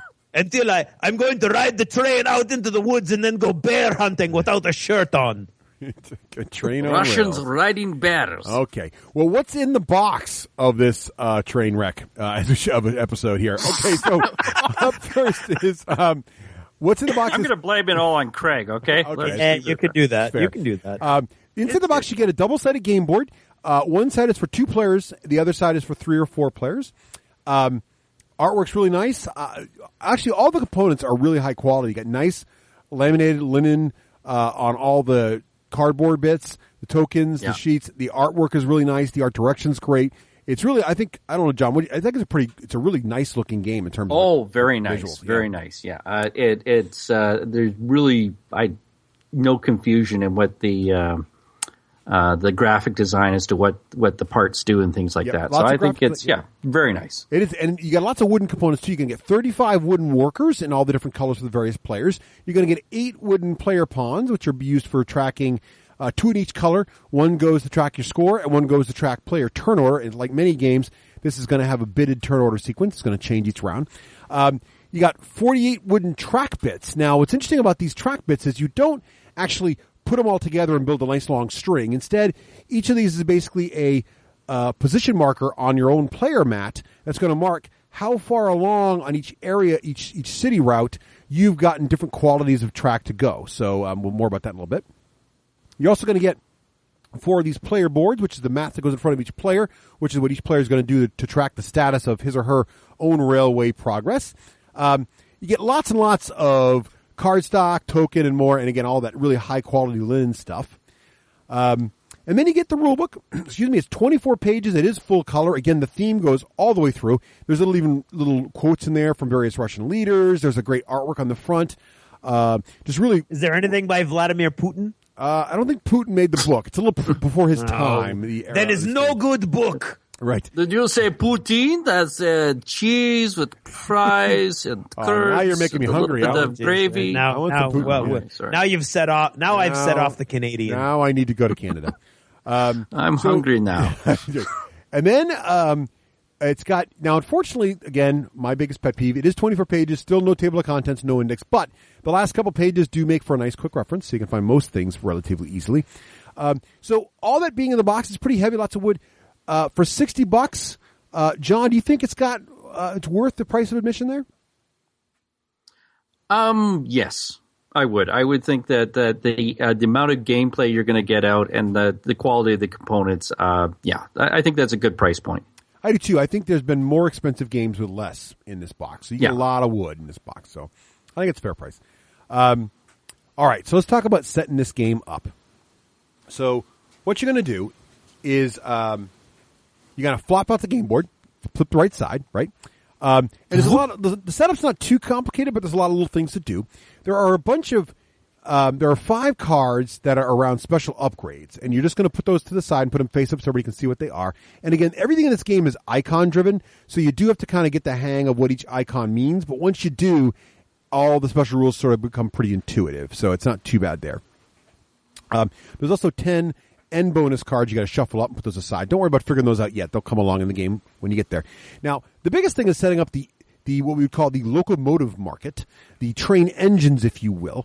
There are 37 of these really nice big cardstock, or actually more like cardboard, really thick, nice train locomotives. And there are a bunch of different stacks of them, and you're going to divide them up into the stacks of like locomotives, starting with locomotives that are low numbered and working all the way up to the highest numbered locomotives and putting them in like stack piles. So get those all ready. Then you're going to get some of the main board in the middle of the table is where all the worker placement happens. So you got to put a couple things out there, like, for example, there's a couple of turquoise extra workers you put on the board because players can put their workers on there and get more workers. And things like that. So you're also going to give each player all their stuff. Each player is going to get 7 of their own workers. They start with, I believe, 5 of them, or 4 of them, and 3 go to a side where they can get later in the game. You're also going to get, so get all that ready. Players are also going to get all their rail bits. There are 3 wooden black rail bits. There are 3 brown wooden rail bits. There are 2 white wooden rail bits. There's some silver wooden rail bits. And there's also 1 giant white wooden rail bit each player gets. So what we've done is, or the set that I was playing with, our friend Jeremy brought his, and you just pre-bag everything for each player, and it makes it simple the next time you set it up. So get all their bits together in one little spot. Also the engineers. So there's a deck of these really nice, thick cards, same sort of material as the locomotives for the engineers. These are all going to be shuffled up as well and put in the slots on the board. And as John mentioned earlier, the game is time limited. And these engineers, you're basically going to buy one per round, or it's going to get lost per round either way. And as the engineers progress off the board, that's going to be your timer. When the last engineer leaves, the game is going to be end, and the highest victory points wins. Got it? And that's pretty much set up. I think I got all that. John, did I miss anything about getting the board ready? No, I think that you've covered it. Yeah, so you got the engineers and your pawns and things like that. So yeah, you got it covered. All right, so that's setting the game up. So not too long. Dude, really just sorting out the engines is probably the hardest part. So you're ready to start.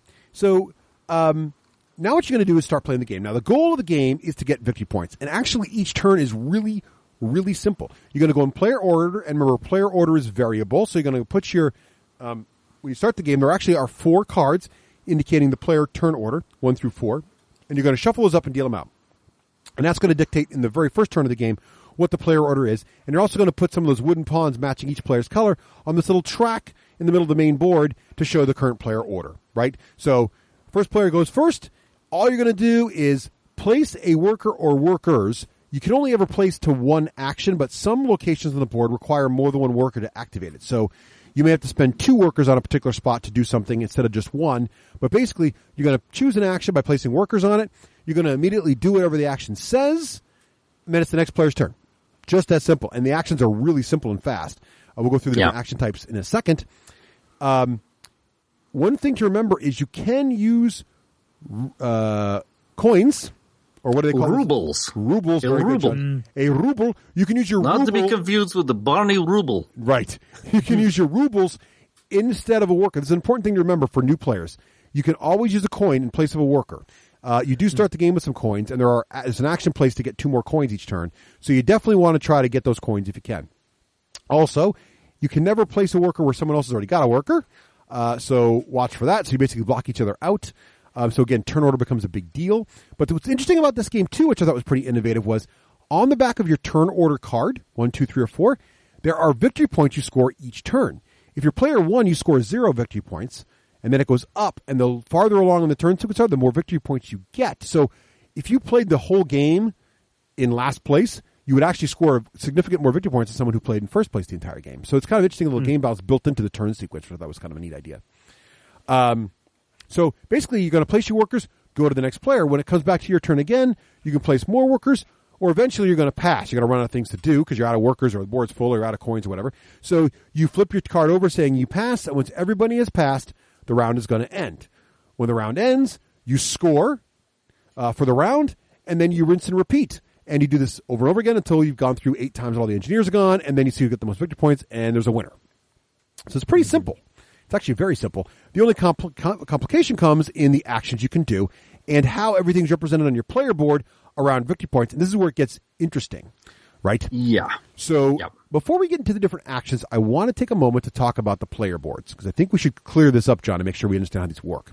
So sure, okay. Yeah, now, these player boards work like this. On the left, in the middle of the board are a bunch of squares, which basically indicate different number of track stops along the way till you get to major cities. And there's sort of 3 major tracks going to 3 major Russian cities, right? Yep. Now, to the left of these tracks is where you can put a locomotive, and you start the game with 1 locomotive each, right? Correct. And then number 1. Yes, right. Number 1 locomotive. And the very first track can have 2 locomotives on it. The rest of the tracks only have 1 locomotive. You also start the game with a black rail marker, which is a cool little, looks like a little I-beam, a cross-section of an I-beam. They're very very that's nice. The really neat pieces of the truckloads of goober, if I was to borrow from another podcast. Right. So this is a little bit abstracted. So you put your black token. You're going to also have one of these black rails at the start of the game in each of the 1 locations on all of your tracks. Now, the other rail tokens are not in the game yet. They're kind of off to the side of your board. As you do things in the game, you're going to be able to move this little black rail forward on these tracks closer and closer to the end of the line where it gets to the main city. Now, these black tracks representing the fact that you're eventually getting farther and farther with sort of the weakest form of rail transportation. What you can then do is get access to better rails. So the brown rail comes next, and you can put that in behind the black rail and also move it along the squares behind the black rail. And the advantage there is you're now basically improving the track to a certain point. So maybe out to the 5th cube spot, you've got black rails, but only up to the 3rd cube spot, you've got brown rails, which means that you go all the way up to the 5th spot with a mediocre line, but you've got a really good line out to the 3rd spot. What all that means is there's also iconography. That's the word. Iconography. Thank you. Iconography in the upper right-hand corner. You were so close. I was trying. In the upper right-hand corner of the by map. the Canadian. Yes. That indicates how many points you get per square for each track type you've got there. So, for example, black track types are worth 0 points out to any square. So if you got a black track type in square 5, it's worth nothing, but it's out there. The brown track type is worth... Actually, sorry, can I interrupt? Yeah, sure. I think it's silver first. No, black's it's first. Black, then silver, then brown, then right. beige, black, then white. then silver, right. So black is worth nothing. Then the next color comes, brown or silver, whatever it is, and silver. It says it's got it's silver, damn it. It's silver. Don't it comes up. Now, don't mess with me. The icons show you that the point value of those track pieces. So silver's worth 1, I'd assume. So silver being right behind black. Now the trick is the silver rail can never pass the black rail. So the black rail has to keep going forward to make room for the silver rail to follow in behind it. After the silver rail, you can bring in the brown rail, right? And so you can have black, silver, brown. And again, the silver rail, as far as it goes, is worth more points. So, for example, the silverware is worth 1 point per spot. The brown rail is worth 2 points per spot. And so if you've got the silver rail out to 3 spaces, that's 2. That's 3 points. But if you've got the brown rail behind it out 2 spaces, each brown rail spot is worth 3 points, right? You only score the best rail, though. You don't add them up. So that's basically how it works. So you got to get the black rail down the line to basically lay the track. And then you get the brown to make better, and you can add other colors behind that, and it goes up. So all 3 tracks can be built out this way, but only the first track has access to all the rails, going from black to silver to brown to beige to white, to the most powerful track rail. And that's the whole thing. So you're trying to move these rails out. So different activities on the board are going to allow you to move different colored rails forward. And also different stages on your mat are also going to have cool icons on them. Like, for example, when the black rail gets to a certain part on the spot on the first track, it gives you access to the brown rails. And then the brown rails pop in, and you can start using the brown rails and start putting them out on the board too. So you've got to do, it's multiple stages all over through this game to get things to happen. You got to get different upgrades in different spots to do all that. But the best part about it is it's just icons on the board. You just kind of look around and go, oh, how do I get brown rails? Oh, there it is. I need to get black to the 15th spot. Okay, fine. How do I get black to, I look up here in the main board. That action spot there, let's move the black 1 space so I can do that spot. Make sense? Like one really good thing about this game is it's language independent. The boards and the components, it's almost all icons.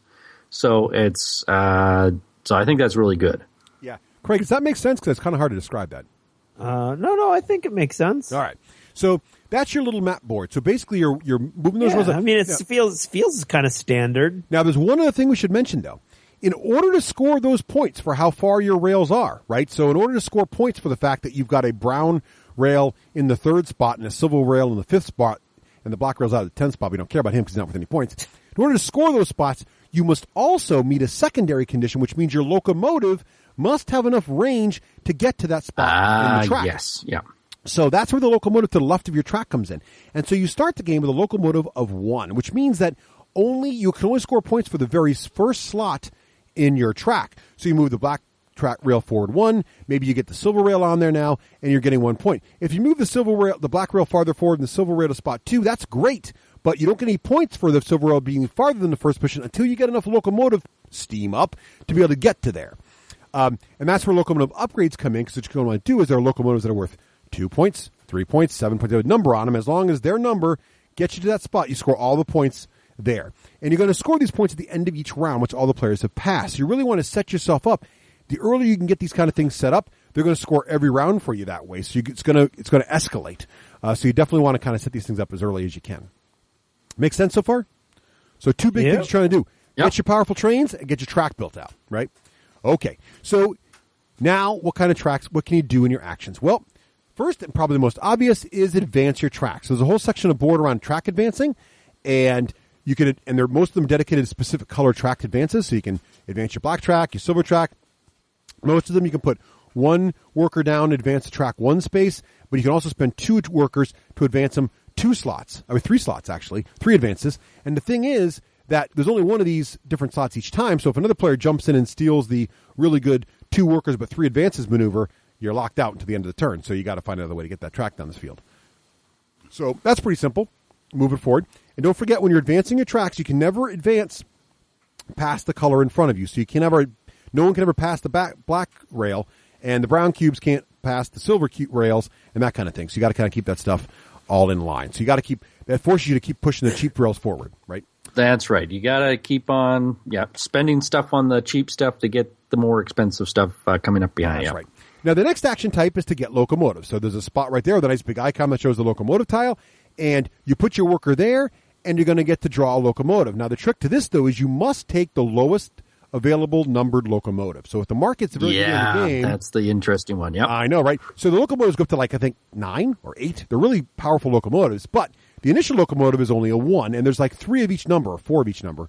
So basically, you can either be the poor schmuck that keeps buying the trains to get through the next one, but if you wait it out, so if I build my rails out in the beginning, and I'm like, I'm just going to build my rails, and I'm going to leave my locomotives till later. And meanwhile, John is all excited to buy locomotives and buys 3 locomotives and buys all the number 1 locomotives. Choo-choo. Now I can spend 1 worker next turn and buy a number 2 locomotive. So what do? Do you wait it out? Do you want to get in early? The other nuance is the very first track on your player sheet has slots for 2 locomotives, which means you can add those guys together. So 2 1s will get you to 2, for example, right? Where the rest of the slots only support 1 locomotive. So the other rails, in order to get really maximum points, you need to have really powerful locomotives down there. Okay, so that's getting your locomotives. So you definitely want those to be able to score your points properly. Next thing you can do is get a factory.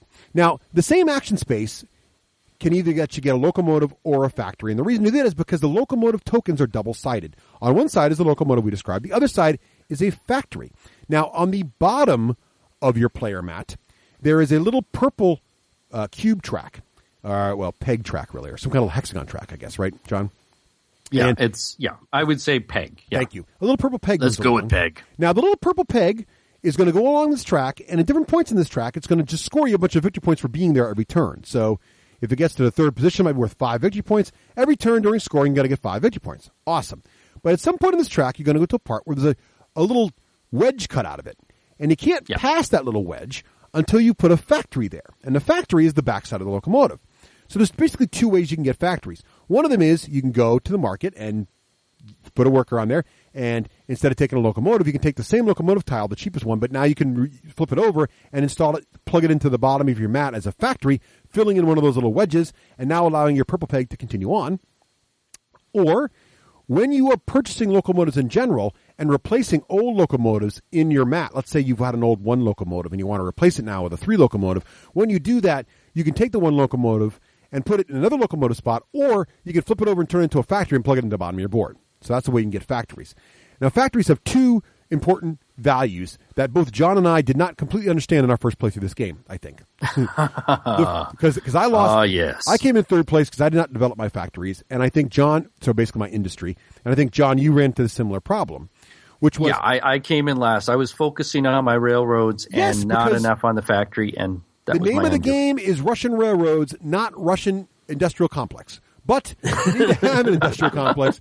Russian and industrial complex. But it makes sense for theme-wise, really, because what does a railroad really do? It really gets your industry moving, gets transportation going. So it kind of makes sense in terms of theme. So definitely do not ignore the purple. I'm just saying you need it. And what's cool about these things is when you plug these factories in, they have different icons on them. And so when your peg, now what's happened is this little wedge has been filled in, and now there's an extra peg spot for your peg to move. So it moves to this new spot that's based on the tile you've locked in, and it's got icons on it that give you some kind of a cool ability.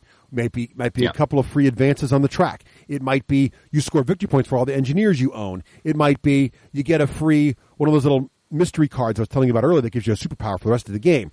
Things like that. So you definitely want to use these factories. Now, the other thing it does is it bridges this gap, though, so now your peg can continue down the industrial track, and on there, between each factory you can build, there are also much larger victory point rewards as well, to the point of 10 victory points a turn just for where your purple peg is, to 20 to 30 to more just for getting your purple peg in the right spot. So it's a major point scoring system, but it's very hard to do because the factory advances are dedicated spots, not developing your railroad and anything else. So keep that in mind.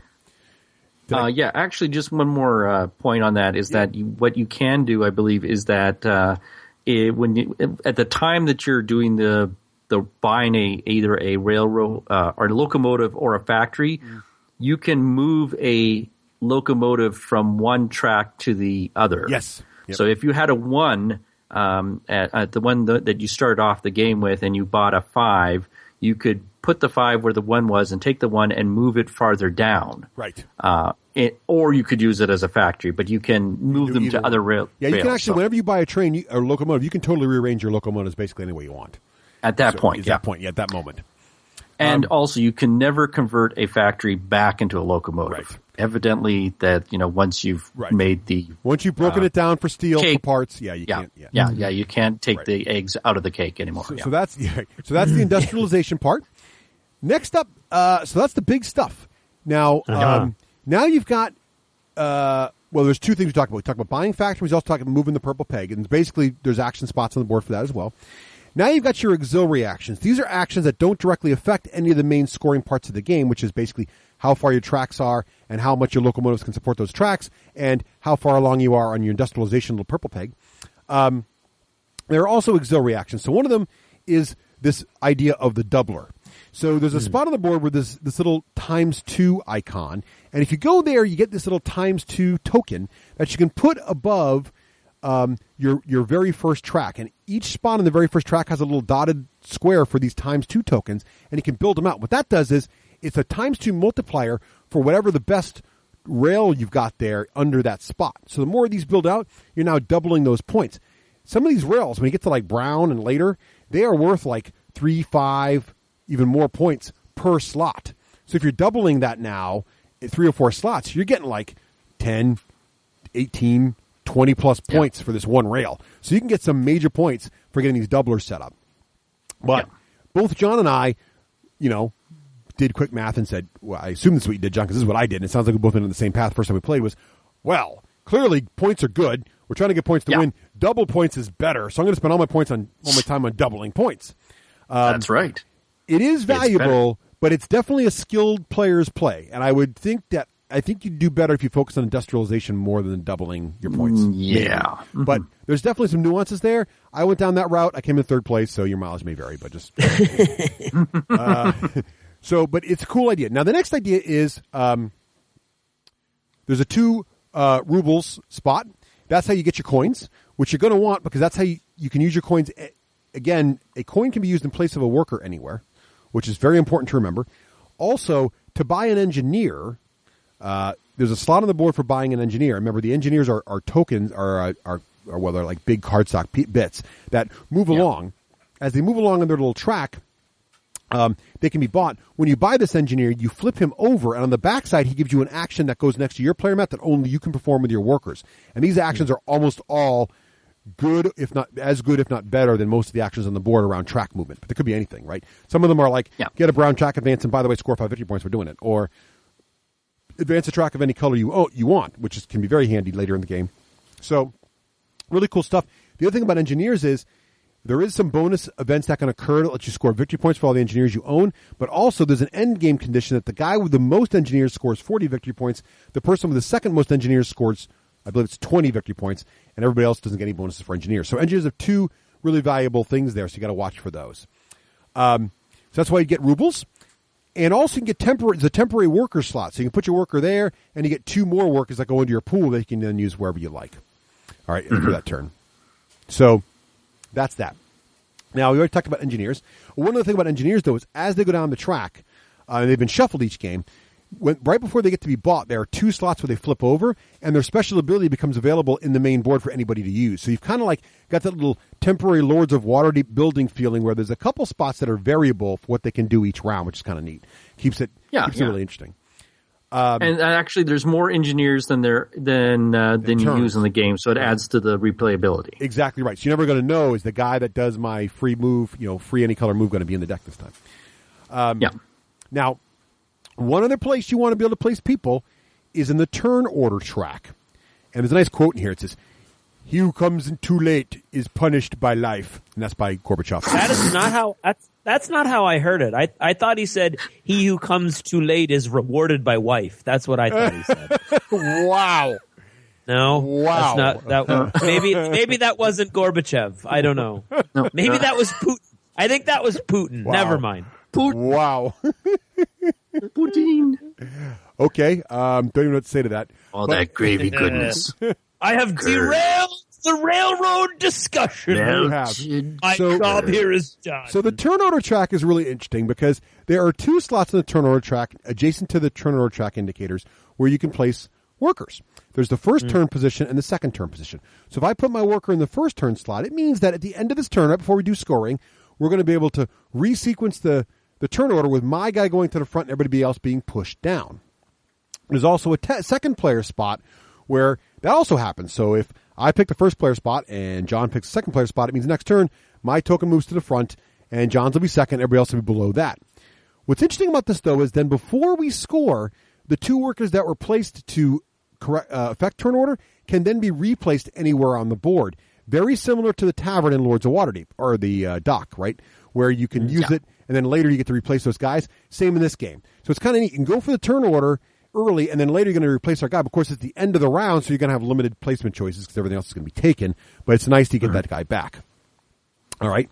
So that's pretty cool, too. And that's going to lock you in for the turn order. And as you can imagine, because there's really only one of each space type on the board, there's different. I mean, there's multiple space types to do the same sort of thing, but they get very expensive with workers. This reminded me a little bit of Dungeon Lords, where you can come back in later and do the same thing, but it costs you more to do it. So the first player to get to the action usually gets it more more efficiently.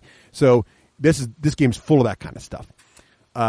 So you get your turn order done, and that's pretty much it. Then once everybody's passed and we've redone turn order, and the turn order guys have placed their last workers, now you score. And we already pretty much talked about how scoring works for the tracks. You're really going to... This is the part of the game that's probably the fiddliest part. Yes. There's a lot of math here. And if we've learned nothing, it's that math is hard. So, because according to Barbie of the 80s. There's a lot... There's a... Talking Barbie, yeah. There is a lot of stuff going on here. Math is hard. You got tracks where you look at your track, you only score for the best rail there. So the best rail's 2 in, it's getting 5 a plop, so that's 10. But you got a multiplier in the first spot, so the first spot's 20, but the second spot's 10. And then you got 2 browns, and they're worth 2 each, so that's 10 plus 2 more is 4. And then you got 1 silver past that, so that's 5. And that's the first track. Okay, let's do the second track. It's like boom, boom, boom, boom, boom, boom, boom, all the way down to figure all this stuff out. So it's a little fiddly, but it's kind of cool, and it does really. I don't know. It's fun for me, even though it's weird. It's kind of fiddly. I don't know, John. What do you think about how the scoring actually gets added up? It's definitely, this is major victory point kind of game. It's like gobs and gobs of victory points that you're amassing. So like one of the counters is you have a 100, 200, and then you have a 300, 400. Yes. So they're expecting people to get scores of 400 plus in the game. So I guess up to 499. Oh yeah. So there is a lot of counting to do. Mm-hmm. So it's lots of gobs and gobs of victory points. Yeah, that's what I'm saying. So like I was describing how you add things up near the end game, near the 6th, 7th, and 8th turns, players were literally scoring like, okay, and that works out to be 86. Okay, and that works out to be 110. It was happening. We were like, we had the 400. Our final player was at like 395 or some ridiculously high number. So it's a very high scoring game. And you score a lot per round. And you look at the beginning of the game, you're scoring like, 10 a turn. And you're like, whoa, that 40 bonus points for getting all the engines must be awesome. And the end of the game, it's like 40 bonus points, like a drop in the bucket. It's like, whatever, Right. He just scored 300 and I got 48. Whoa, So it's definitely one of those kind of things. I don't know. What else do you think, John? I think one of the challenges is sort of catch the leader might be a challenge. See, once you've got those victory points, you don't lose them. So once you're at the, say, industrialization and you're at 20, there's no way that you can lose that. Yeah. Same with so that's that independent play where, nobody's going to really affect what you're doing on your own board. Sure, there could be, some of the cards that you collect that give you bonus points for stuff might be able to help you at the end. But if somebody is really getting the industrialization going and knocking up those points, it can be a bit of a challenge to catch up to them. It's a great point. The player interaction in this game is really in where you get your workers and blocking the opponents out. What it does not have... which is Lords of Waterdeep has that cool thing with the intrigue cards where I can play intrigue cards on you and totally mess up your battle plans. Now, in this game, I can block you out occasionally, but I can't really disrupt you other than that. I can't go in and Right. take one of your rails back or mess up. In Lords of Waterdeep, you really can, and so you can really foil the leader a little bit, right? So there's definitely an element in Lords of Waterdeep where you don't want to lead early because people will all come after you. This game doesn't have that meta in it at all because there's not much you can do except take their spot. Yes. And you know what you can do, but there are also enough other ways to get things done in this game, even if you lose your spot, that it's hard to completely block someone out of a strategy. I think. I don't know if you felt that. Yeah, I think, there is a lot of spots, and I think there's a lot of options, and I think you just need to be flexible. It's, the strategy versus tactics. So you need to be tactical that if somebody takes your spot, that you have a good second choice. Well, if I can't do this, I can do that, and this can still get me some points. So let's get to final thoughts here. So before we do final thoughts, yes, John, since you are the voice guy. So yes. So please put on your cowboy hat and in the style of a Russian railway engineer, please describe the patent pending D6G rating system. So I'm the Russian engineer who's going to figure out. So I'm driving in the train, and so if I'm going to be laying down track and I'm going from Moscow to Kiev, if it is very difficult, big rocks and the crags and not the Craig you think of in the way, and dead horses and things like that, it's going to be very, very difficult to get all the way to Kiev. So it's going to be a +6 on your roll if you were to roll a dice instead of playing cards like civilized people. But if it's nice and flat and you have lots and lots of, safe forced workers working for you, then it's going to be very easy to get to Kiev. Then I would say that's a +2 with a reroll to get there. So that's how I find it. Pass the vodka. Nice. So yes, so the rating system says that the lower the die roll, the better the game, right? Yes. So Craig, since you haven't played the game yet, we're going to ask you your desire to play the game after this description here. But first, we'll have myself and John sum up for you here. John, would you like to go first on summing up here, or you want me to go first? I'm sure. I'm comfortable with doing that. You're all right.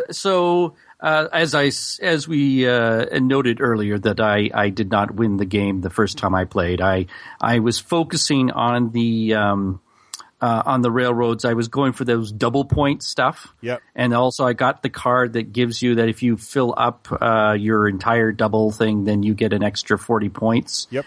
And as good as that was, it just wasn't enough because the other people who focused on industrialization did better.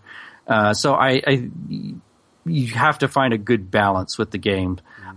There's also, the little question mark tokens that you can get. I think there's 7 different things, but you can only get 3 of them in a game, 3 or 4 of them in a game. So there is variety there in trying to figure out, I think it's one of those games that you're going to be able to explore and try to figure out different ways of getting to victory. So it's an enjoyable game. You know that it's, a limited 6, I think it's 6 turns is how long it's going to play. So I enjoyed it, and I think it's one of those games that, you can have multiple plays and figure out different ways to get that score up. So how would you rate it on the patent pending D6G rating system? Oh, yes, that thing. Well, first, okay, now here's the thing. So, a lot of people say, well, if you're a railroad guy, well, let's first of all just let's go with a regular game player. The average gamer, yes. Average game player. There's going to be some people that might not enjoy the truckloads of victory points that you're generating every turn, and then maybe the theme isn't as strong. That it's a railroad game, but you don't have a map. So I'm going to say a +3. Okay. For this game. 3+. I think it's very enjoyable, but there's just maybe not quite all the way to 2 there. All right. But if you're a railroad enthusiast, now here's the question. I mean, if you're a railroad enthusiast, you might say, hey, it's not enough railway theme to make me interested. It might be a 4. But on the other hand, if it just have a picture of a train on the box, I would say it's it's a +2 with a reroll. So, very good game. Okay, great. I would I like your assessment there. I would say we didn't talk too much about these bonus tokens and things. And so what happens is as you advance on your various tracks, there are conditions icons at certain spots that'll say things like, if this is the brown rail and you've got a locomotive that'll get you here to this point, you get, and there's little icons telling you what you get. Sometimes it's unlocking other colored rails, but in some cases you get this little icon of a token, and you can go to your token pile and pick one of these tokens, which gives you a power, right? Different abilities, different end game conditions, bonus conditions, different powers right there, that kind of thing as well, which, as you pointed out, John, gets some variety in there. I like this game. It feels to me, it first and foremost is not a rail building game. It's first and foremost a worker placement game. Mm-hmm. This is like, Pillars of the Earth or those kinds of games where it's, or Lords of Waterdeep, where it's really all about putting guys down, denying your opponents that option, and being the most efficient at building your economy, more efficient than the rest of the players. It happens to be train themed, and I think it's innovative the way the rails scoring system works, and that you get bigger and bigger colors, and your rail types, and they can't pass each other, but they're worth more scoring. It's almost like the math is innovative, and the elegance of the design is really interesting to me. But you got to be that kind of gamer to like that. You're not sitting here, you don't really sit there and think, I'm building an industrialized, railway complex. You don't really feel like you're doing that, like you're doing.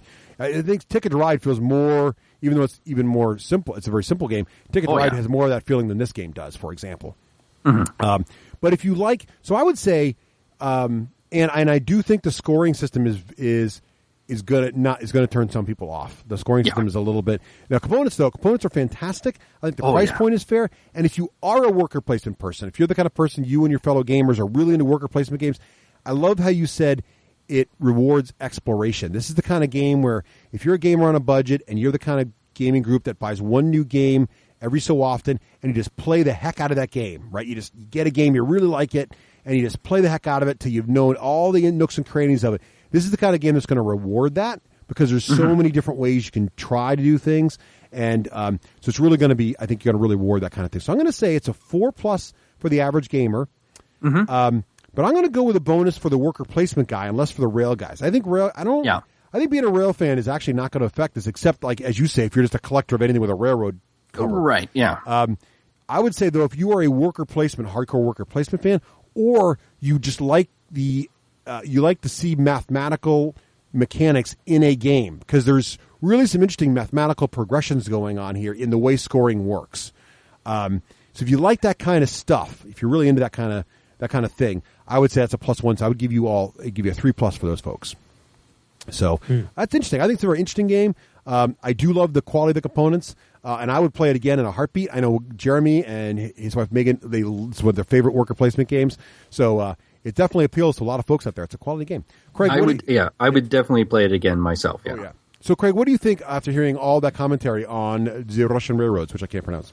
Right. Well, I would say it's not a game for me, but I think it's awesome that we're reviewing it because I think it's a game that a lot of gamers would like.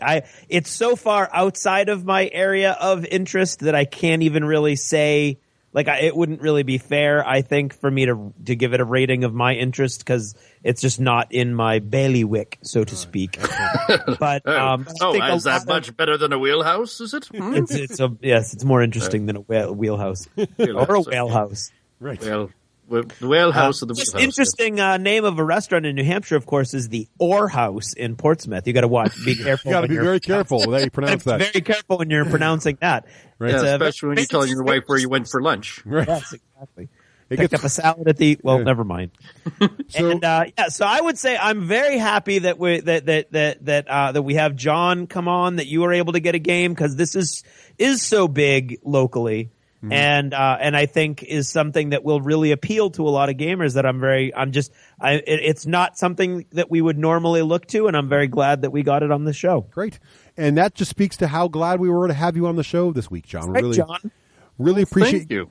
Yeah, and John, if folks want to follow you and see what you're up to, and what kind of interesting shenanigans you are up to this week, where is the best place they can reach out and find all your activities?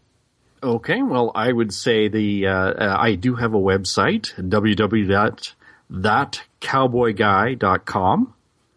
I'm also on the Board Game Geek as Geddon, and I'm on Twitter at That Cowboy Guy, Facebook. You're a Twitter. You're like I'm all a Twitter. I tweet. Yes. All a Twitter. I set his heart to Twitter. I'm also on Facebook as James Barron. That is my nom de plume. Ooh. I also write. I'm not published like Craig is yet, but hope springs eternal. So I'm sure that you'll have all kinds of links on your website to say as to where I am, and like the cosplay thing. So there'll be pictures of me dressed as Wolverine. Check the show notes for that. Well, John, that's right. The show notes. Yes. Thanks again, John, for coming on. We really appreciate it, and we wish you best of luck with all your future game design endeavors. Absolutely. Excellent. Goodbye. Oh, wait a second. Yeah. Last minute. Oh, yeah. Well, I guess you will be hearing more of me in the buffers from this point on, as long as nobody gets... We wanted to... Yes, thank you again, John, for doing all the new bumpers for us. So, the bumpers... I was saying buffers, but I guess it's bumpers, Well, yes. the buffers were full, so we put them into the bumpers. Buffer exactly. bumpers. And the bumpers in this episode and others, the future ones, thanks to our patrons on Patreon, they got us all... excited. One of our goals was to redo the bumpers if they hit them, and sure enough, we did hit those in like the first weekend. So that was very exciting. So so we're finally getting around to that. So thank you, John, for helping us out with that as well. And I'm available for future bumper buffers. Excellent. Biggie. Yes. All right, John. Well, thanks again, and have a great night. Yep. And good night.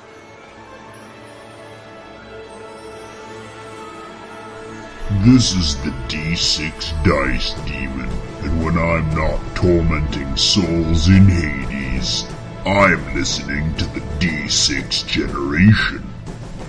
Shouldn't you? The D6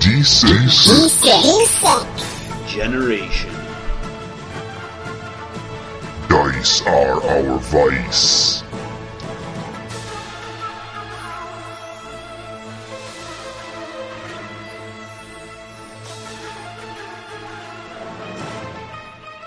Hey, it's time to talk about our friends at Geek Nation Tours. Terrace over there always does a fantastic job.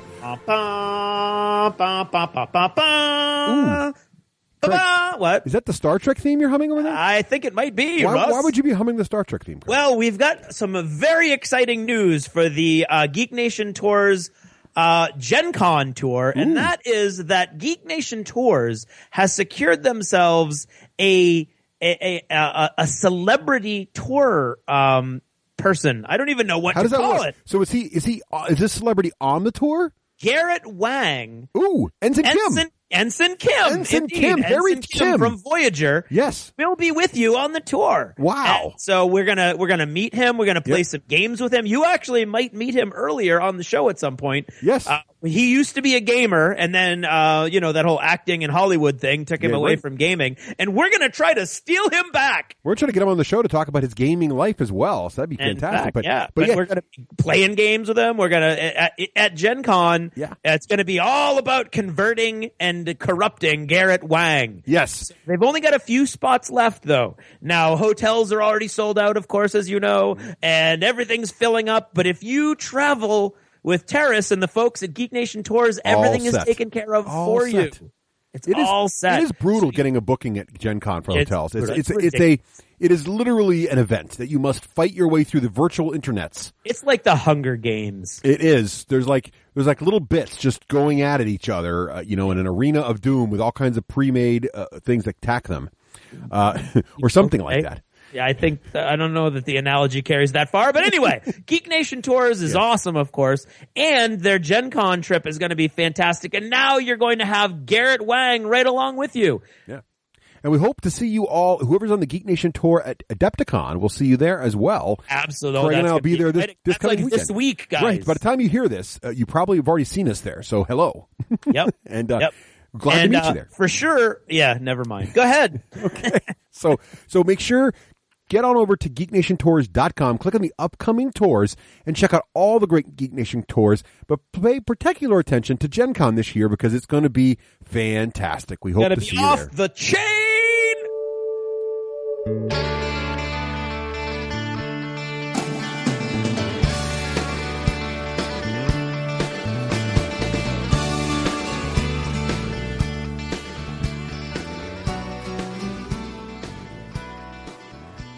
This edition of Jever Notice is brought to you by all of our fantastic patrons over at Patreon. Their support helps make this show possible and continue to grow. With special thanks to Stuart Platt, the Cranky Lawyer, Ben Gata, Adam Reeve, and Alan. Just Alan. Did you ever notice how easy it is for a gamer to be caught up in a wild and wacky idea that just carries him away? Or maybe it's just me. I don't know what happened over the last 3 weeks. I went from, honestly, at the beginning, not even being at all interested in Crossmaster Arena and thinking that it looked silly, to being all in on a major full Kickstarter thing on eBay, and made that 3-dimensional board with the help of my former student, Corey, and it is right now the varnish is drying, and I've already used it once before I stained it. I finished it and stained it, and so that's quite a little. That's a lot of money. First of all, a lot of money I probably should have saved or put somewhere else, and a lot of time and effort that went into a game that literally, I think 3 weeks ago, I wouldn't have played if you forced me. And Russ has been trying to get me to play, to review it, and I've been like, whatever, cartoon, chibi, whatever, blah, blah, blah. And then all of a sudden, it was bizarre. And I'm gonna tell you a little secret. Amongst the many trials and tribulations of the last few months has been I got sick twice, and really sick, like really, really sick. I had asthma when I was growing up, and in military school, in college, I contracted pneumonia and permanently damaged my lungs because the doctor on campus was not. I think he shrunk heads as a side business. But anyway, and so when I get sick, I get really, really sick, meaning lungs involved and everything. So I got really sick the second time in the last 3 months, and usually I'm good for like one time a year. I get really, really sick. So I got really, really sick recently, and I have a codeine-based cough medicine that I use when I'm going to sleep when I'm really, really sick, and I take NyQuil. And normally I'm very careful about dosage and everything like that, but sometimes when I'm really sick and I'm really angry and I'm upset, I'll just take a swig of the codeine-based cough medicine, which is just a bad idea. So I was intrigued by Crossmaster Arena and hadn't spent anything yet. All of this, like something was clicking in my head. I was more and more interested. I was looking at the 3D boards, and more on that in a moment. And I had one of those nights, and it was rough, and there was a lot going on, and I was just fed up. And so I took a swig of the cough medicine and popped the NyQuil, and didn't sleep at all that night. Seriously. But it was like, I was like so okay with it, and I was so mellow that I have to assume that that's what it feels like to take drugs. And I've never done any sort of drug, illegal drug, mind-altering substance other than alcohol before in my life, and I don't want to. I don't have any interest in it. I'm foursquare against, but you know, in a libertarian sense anyway. But it has to be like this, because I was like totally okay with the fact that I wasn't sleeping, and I just kept thinking, I've got to get up at 6 a.m, but I'm fine. And then a part of me was like, you're not going to be fine, but right now you think you're fine. And it was rough. And all that night, all I kept thinking was, Crossmaster Arena just makes me so happy. It was bizarre. It was a bizarre night. And it was a rough day the next day. And I wasn't all happy and mellow the next day, obviously. I was a wreck because I was sick and I hadn't slept. But for some reason, Crossmaster Arena had got its hooks into me while I was sick and delusional from the medicine. And hasn't let go since. And it literally, looking at the models just makes me happy. And I don't know how to explain it other than that. And so off I go, and now I made 3-dimensional trees and bushes. And then I went online, and I lost that auction from last time that I was telling you about that I was so disappointed in. And I jumped on an auction, and I paid a little bit more than the last auction, and got a little bit less than the last auction was for, but that's okay. So now I have the official trees coming. I have the official little token guys, the little chickens and the sheep and everything.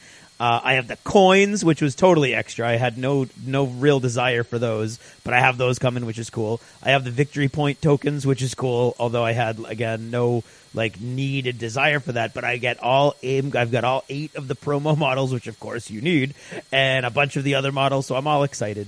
And it makes me happy, And you know what? At this particular moment in life, I'm just going to embrace it and not worry about where that money came from, because it just makes me happy. And speaking of happy, keep in mind that this coming weekend, this Saturday, in fact, as you hear my voice, just a few days away, we are going to be at Adepticon.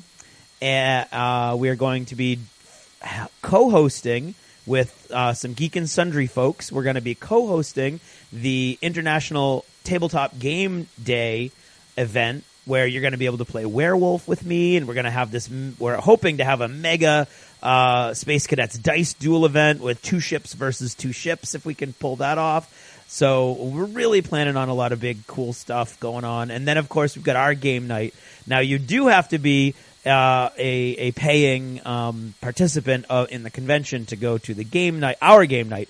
But the awesome folks at Adepticon are letting anyone who wants to just walk into the con to do the International Tabletop Game Day event Saturday night. So that's going to be awesome. So if you're anywhere near Chicago, come on out, say hi. We're still trying to decide what sort of event that we're gonna try to have a meal with the patrons. And remember, all you have to do is give us like a penny or 99 cents. I don't really know what it is, but literally, it's not a lot of money to become a patron. There's no limit to the type of patron for this sort of event. It's just how we're coordinating and organizing everything. And we're either going to do maybe a dinner, but looks like it's going to be a little sketchy. Maybe a breakfast, maybe a viewing of Captain America, although that requires 2.5 hours away from the con. But anyway, we're super excited with Adepticon right around the corner. I am happy with my Crossmaster Arena stuff. I'm really looking forward to my Chaos Ball stuff, mainly because my Crossmaster Arena 3D board actually also fits the...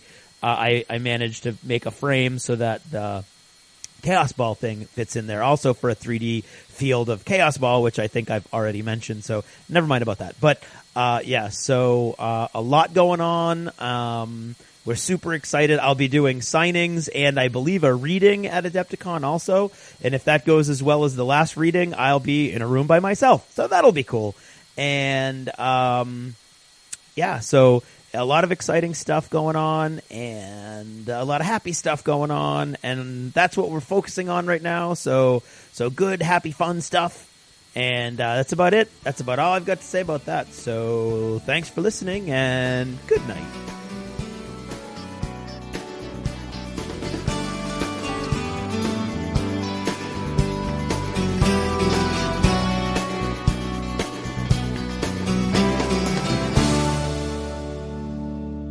Achievement unlocked! You've made it to the end of another D6 Generation episode, the podcast whose humor has universally been acclaimed as not too horrible. Please let us know what you thought of the show by either emailing us at info@the d6generation.com or by posting in our official D6G episode thread at the top of the DACA discussions forum on DACA.com. If for some inexplicable reason you actually enjoyed this show, you can help others find out about it by leaving positive reviews on iTunes. See you in 2 weeks. Thanks for listening, and happy gaming. The theme from Total Fangirl comes from the soundtrack of The Last Night on Earth, the zombie game, courtesy of Flying Frog Productions, and is a composition of Mary Beth Magalanes. Give me some random movie voice commentary. Okay, so in a world where mankind's only hope is the D6 generation, 2 men and a third chair. Got it. Is that helping? That's great. Can I stop at any time you now? can pause at any